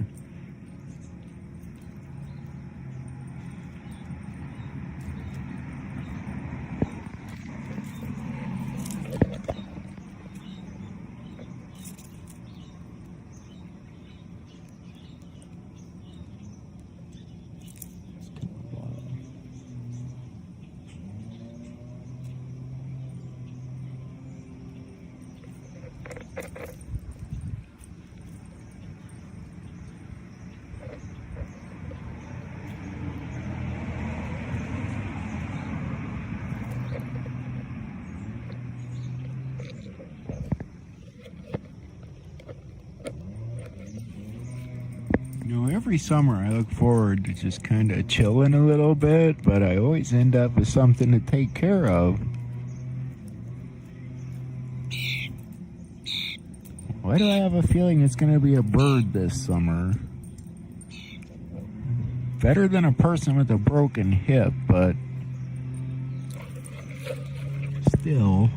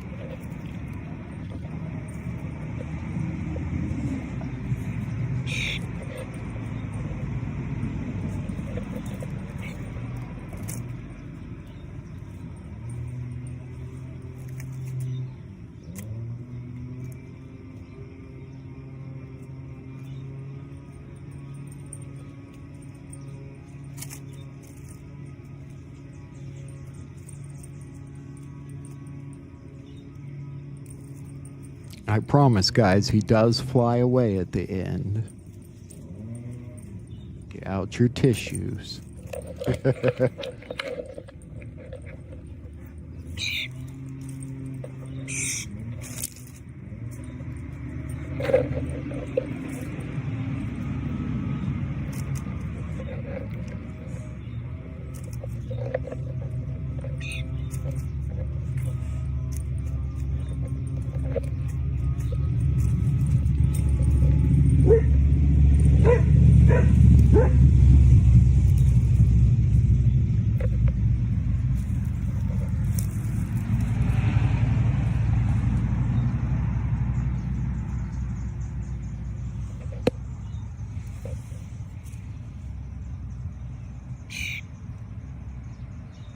Actually, all animals take pretty well to me. What do you think, dude? I was kind of surprised by the bird too, but I have a pretty calm demeanor about me, and I don't know, animals are not good with antsy, twitchy people.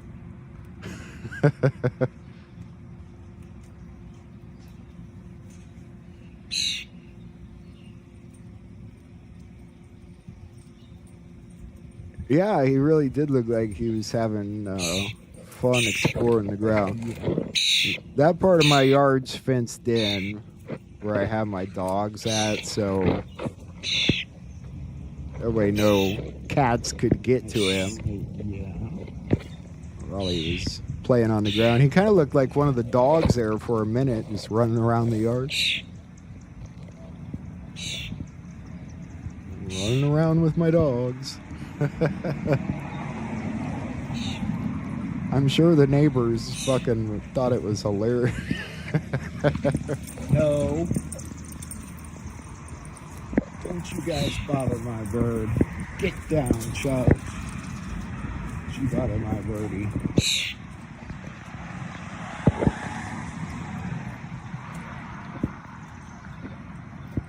He kind of looked like one of the dogs running around with the dogs. You guys ran him out of the yard. That's not very nice. That's not very nice. Yeah, I know. I hear the blackbirds. Do you hear the blackbirds?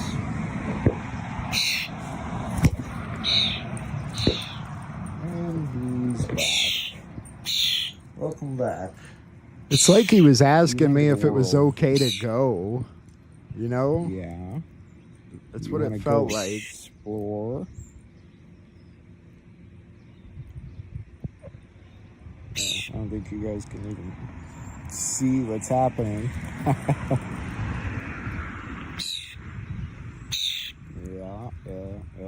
Yep. Won't be long Yelled now. at by a bird.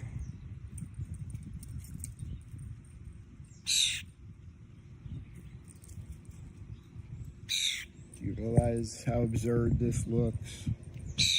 And yet, it's happening. And he pooped on me.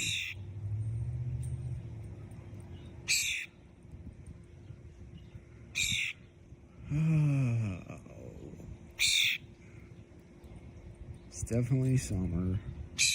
Fucking summer.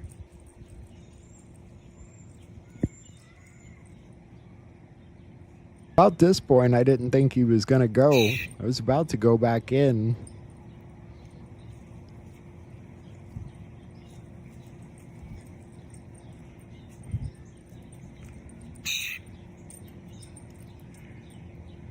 Tough decision, huh? Yeah, I know. You want the hand to feed you, but the hand has to...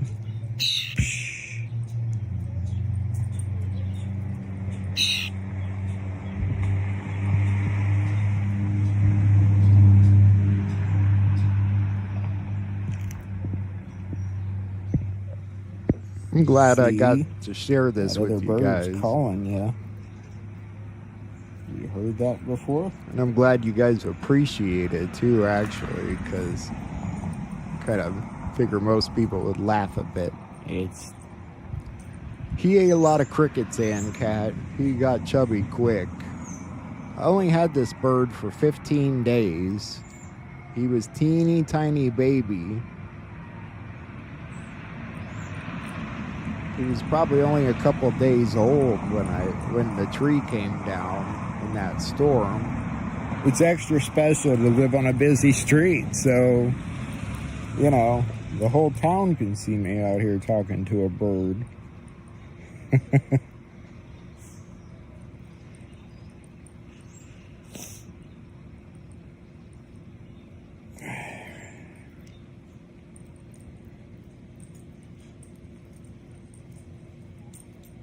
Gonna get labeled the Dr. Doolittle Ace Ventura guy.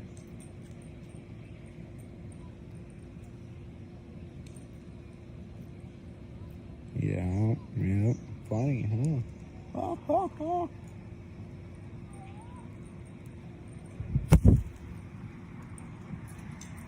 My God. He landed on the house.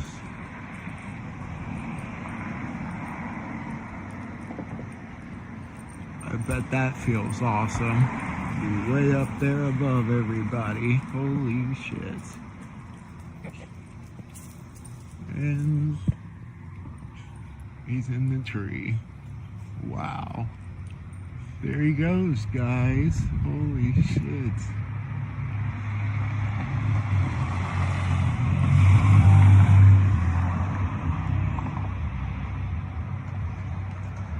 And he's gone. Wow.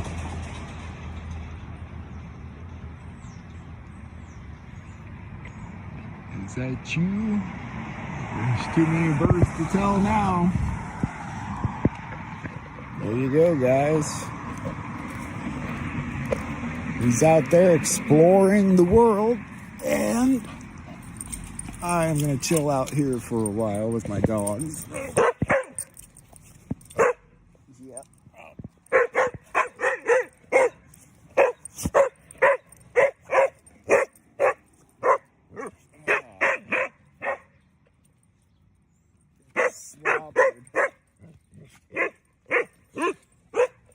We'll see if he comes back, but I think he's gone, guys. I think he flew free. A beautiful day like today, between being in a cage and flying above all this bullshit. Come on. I think he made the right choice. Pretty cool experience, guys. I really did not expect that bird to live. Pretty cool. Wild. Everything is as it should be, though. Where God wanted it. It's like the universe is right again. I will see you guys. Well, I'll see you tonight, but you won't see this until tonight. So, see you tonight.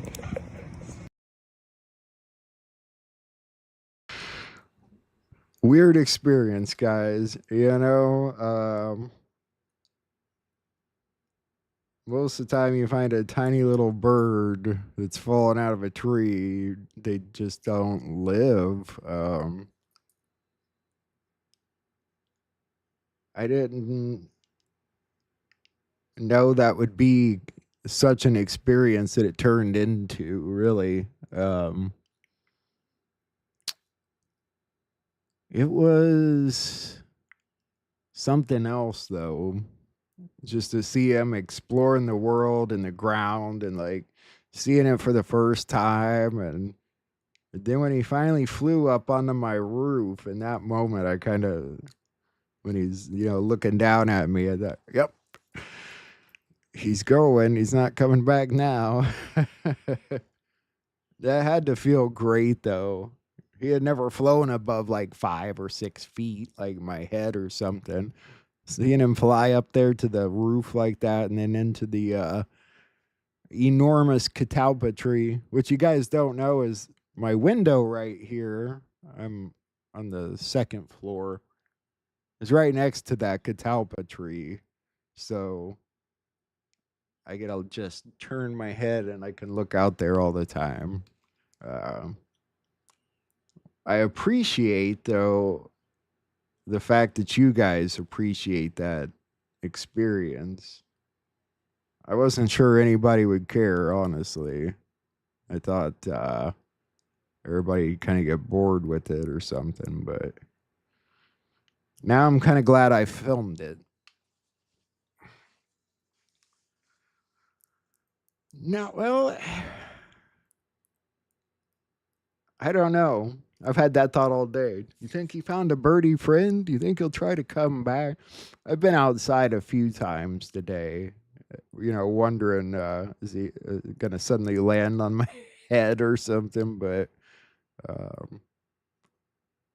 I think he'll find his way pretty well. He was very healthy bird with a healthy appetite and quite obnoxious at times, but he just needed a little help was all. He was there on the ground where the cats would have got him pretty quick, really. He just needed a little help. That's what life's about, guys. Whether it's another person or just a tiny little bird, it's God's will. It's His plan. It's, you know, maybe it is a test. Are you the kind of person that walks past the little bird and knows that it's going to die, or are you going to do everything you can? It's life. What's the life of a bird to the life of anything? That's God's will. I don't know. It was a great experience, and that happened right after we were on this morning, and everything was getting kind of heated. So it was while I was out there enjoying the weather, I was sort of asking myself, what happened? Why'd the show go bad? Why'd everything get heated? My sort of way of praying for some understanding and for things to get better. And that was right about the time he started pecking at my necklace, and I thought, must mean something. I don't know.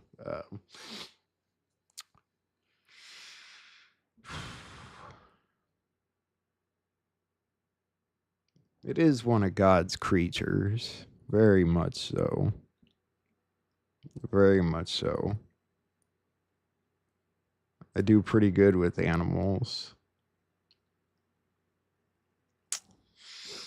So that's our show, guys. It's kind of surprising. I didn't have much for tonight. I didn't really think we were going to be on here very long. See, we don't need all these videos and all these other patriots to get by a few hours of conversation. You guys are good people. There's some good people here. Maybe it is my job. I don't know. It was a job. Was it a typical job? You make a salary? No. It was caring for a life for 2 weeks.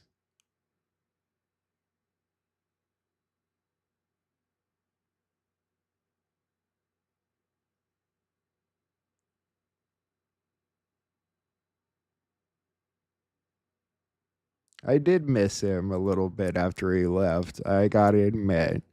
There was that part of me that really wanted him to fly with the other birds and do well. And a tiny little part of me that would have loved to kept him around, but he didn't want in that cage anymore. And, you can't just let a bird fly around your house. Like, you can, but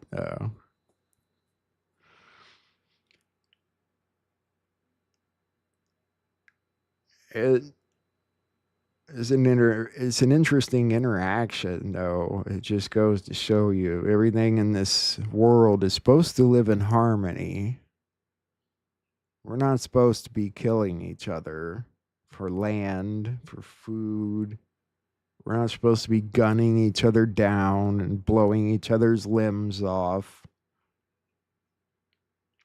We're not supposed to be fighting over this God or that God or this principle or that principle.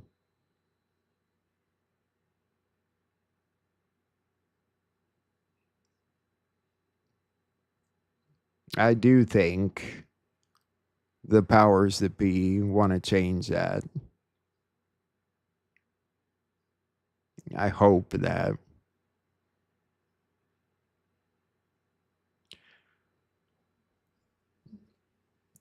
Best we can do is take it day by day, like we do.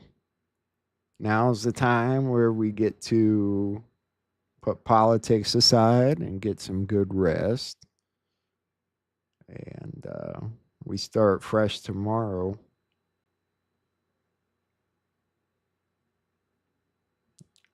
I wish those humanitarian projects would start, though.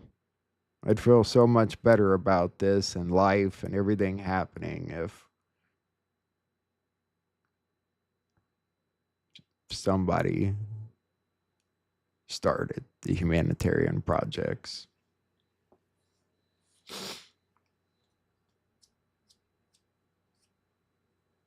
We don't need to work for salaries.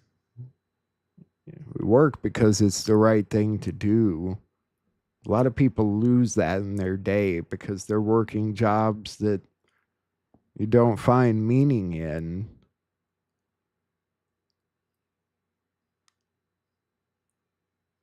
And if you look hard, there's probably more meaning behind your jobs than you know, but I don't know. It's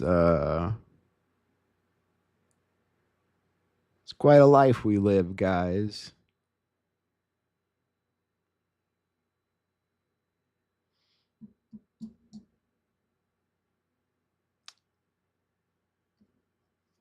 It was I hope you guys get to experience something like that sometime. I don't know.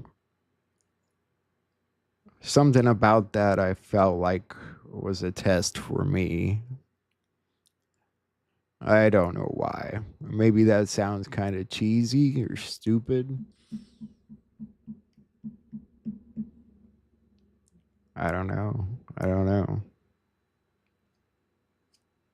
But I do feel like a lot of people would have just looked right past that little bird and not thought twice about it.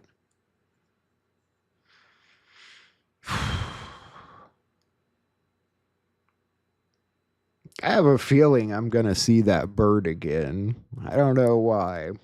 I don't know.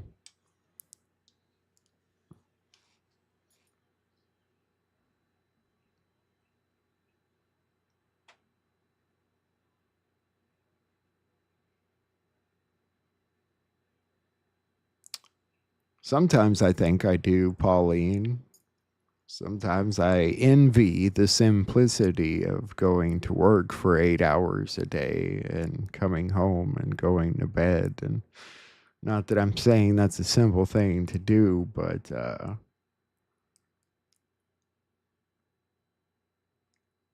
not very comfortable sitting on my ass. I've never really been very comfortable sitting on my ass. But I grew up in a rural area. I couldn't imagine, honestly. I don't know what city life is like. I really can't speak to that. I've never even lived in a town with more than 20,000 people at most. I'm not sure I would do well in the city. It'd be like some Crocodile Dundee shit.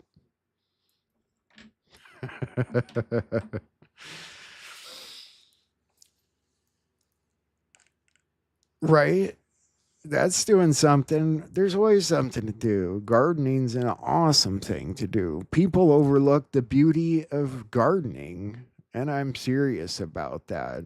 There is something awesome about plants that grow and put out seeds so they can grow again and It's a cycle of life, and there's something very beautiful about it.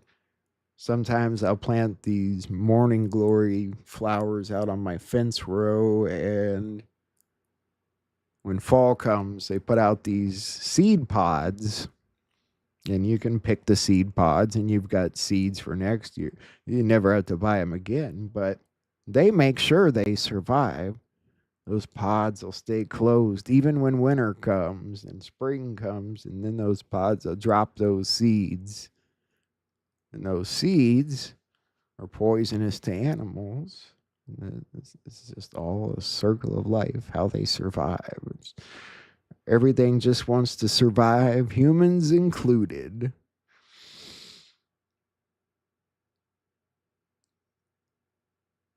I wonder about that video from the intro.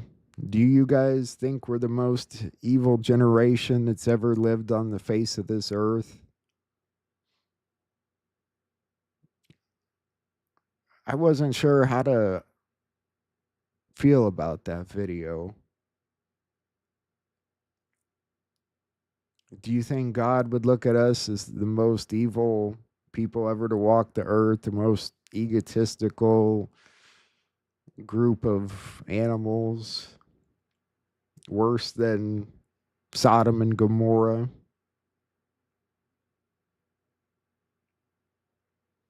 I don't know. I don't know. I don't know how to answer that.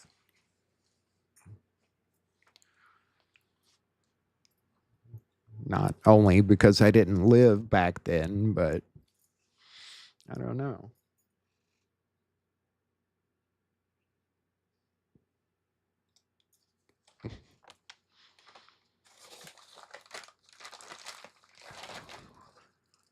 I've thought actually about writing a book about dogs more particularly than anything, but just how to connect with your animals.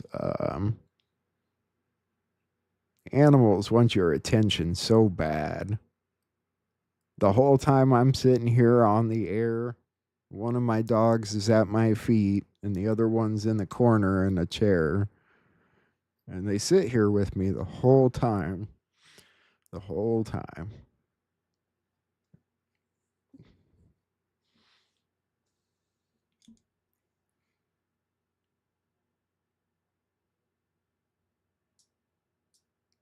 It's one good thing that really made me happy with Trump was when he made it a felony to abuse animals.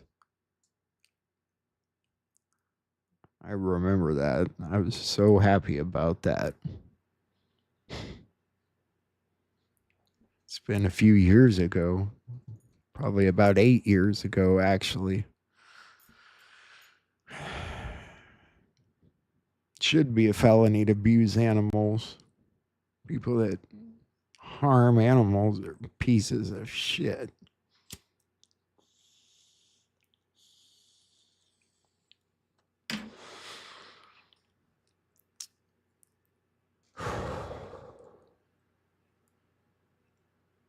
Don't ask me if it's right or wrong to eat meat. I don't have the answers to these questions.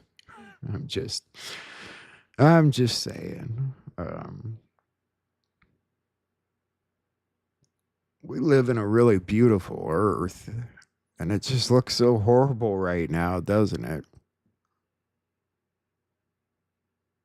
It's exactly what I was telling the bird in the video. Between sitting in a cage in this bullshit world and flying above it all, I take flying above it all any day.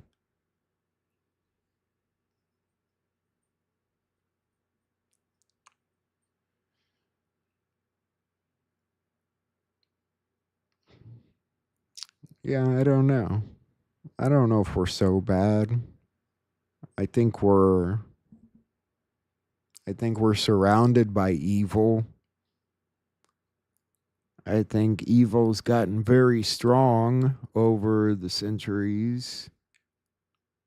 I think it's pretty powerful now. But does that make us the most evil generation? I don't know. But I do know this.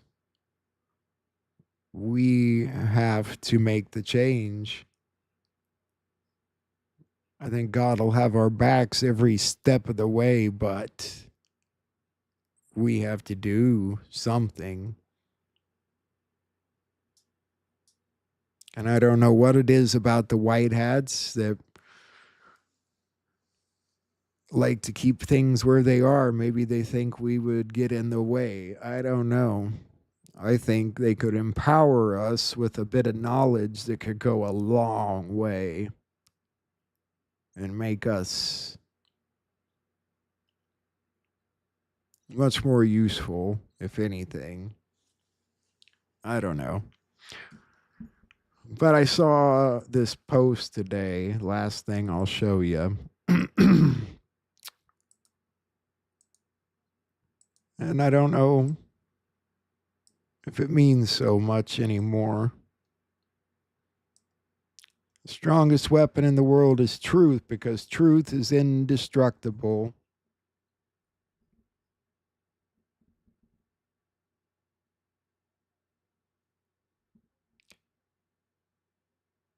Where's that weapon now? What truth?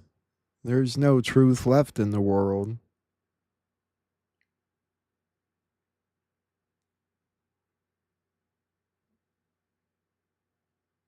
I hope we see that weapon someday instead of the ones that are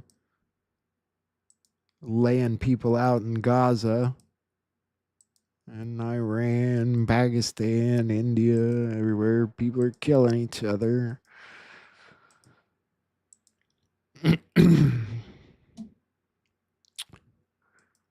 We'll see if that day comes. I don't know what White Hat thought what about what when they posted that, but there's no truth out there. Is there? I don't know. Maybe there is. Maybe that's the weapon Trump posted. It's a game changer at the very least. But is the game even going anymore? What game is getting changed? Whose game is it? And does it ever end? Or are we in one messed up version of Jumanji? I do not know. Well, there's plenty of truths out there. I'm just not sure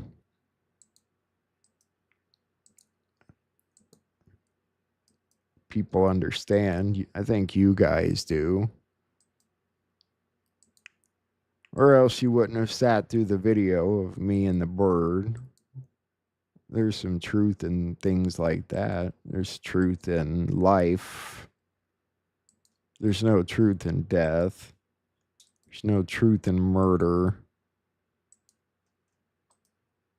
There's no truth in vaccines and dropping poison on the world. There's no amount of money that can buy you a new soul once you've sold it.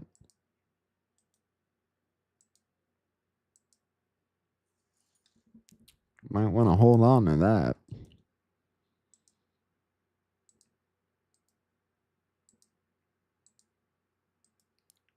Kind of makes it hard to wonder how to look at these doctors.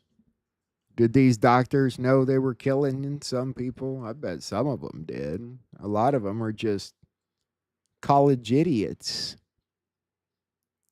They're not smart at all. They're just good parakeets.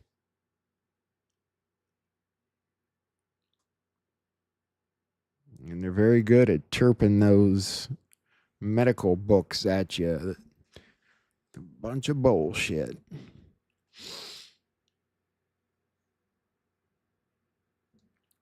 And if you think it's bad now, look at the children today and ask if you want them operating on you in the future. I don't know. It's probably a bit over the top.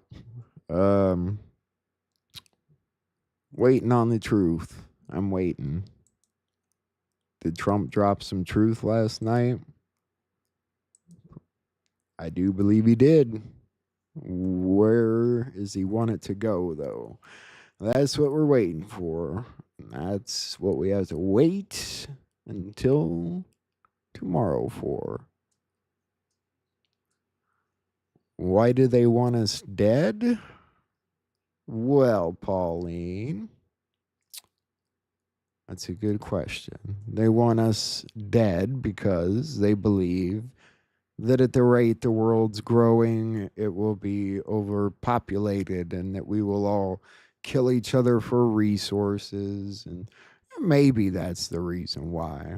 That's the reason that some people explain it as. Somebody decided to do some math back in the 40s and realized that the world was going to get overpopulated because everyone was going out after World War II and fucking and having children, and that scared them, I guess. That's at least one of the stories out there.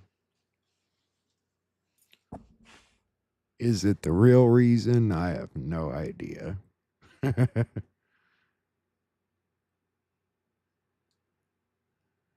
Bank robbers.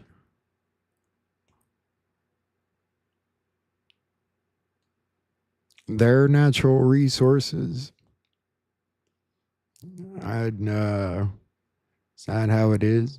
Maybe they were here before us. Maybe we were created as slaves. Sometimes there's got to be a rebellion.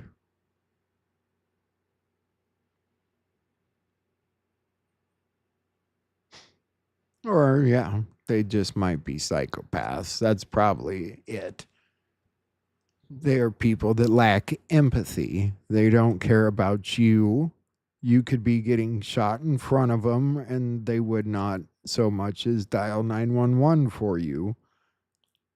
There's a lot of people like that in the world.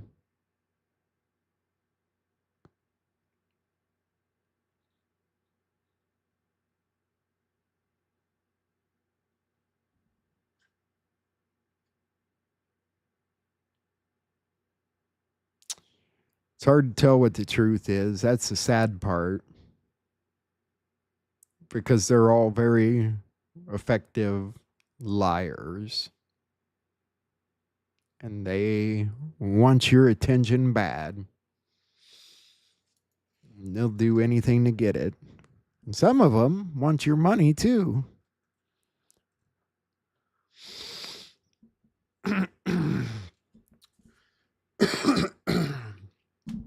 So there's that. Sad.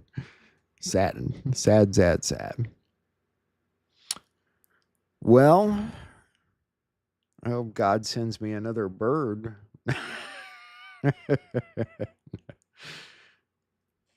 Maybe one of you will get the next bird.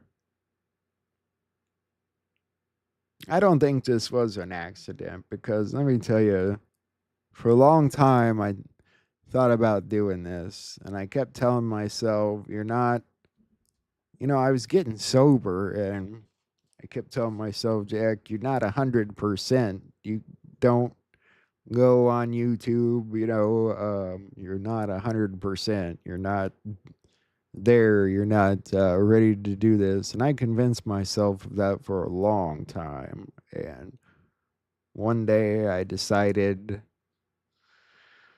fuck it, I'll give them the best 90% I have. And that's what you get. I won't ever be 100%. But who is? I mean, it's kind of what life does. It chips away at you slowly, piece by piece. Though that's not how it should be.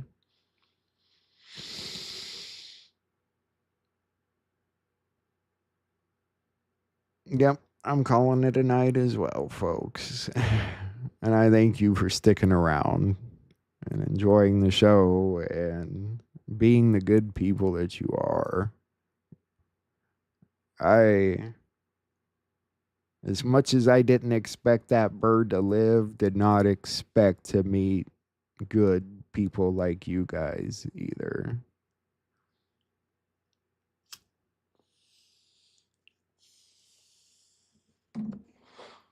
So that's kind of a blessing too. I do feel good about this community. I don't think there's anything else like this on YouTube.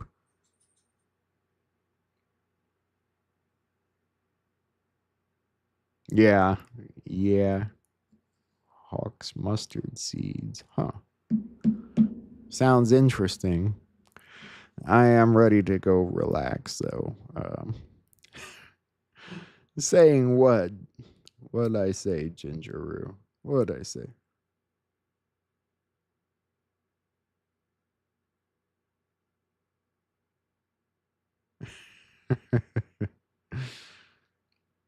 You guys rock, really. You really do. I think we're all just trying to figure it out. We do good together. And I do feel better about things after what we've discussed tonight. That's the best part of this place is the support we give each other. I think he might be too. I don't know. I have a feeling I'll see that bird again, but I don't know. I gave him the best shot at life I could give him, and I hope he does good out there. I think he will. I think he's ready for the world, and the world's ready for him. God bless you guys, and much, much love. Get some rest. I will see you guys tomorrow evening, and I'm sure things will be somewhat back to normal. Love you guys. I don't have an intro, do I? Nope. I guess you guys only get the end screen tonight. Night, guys. See you tomorrow. Much love.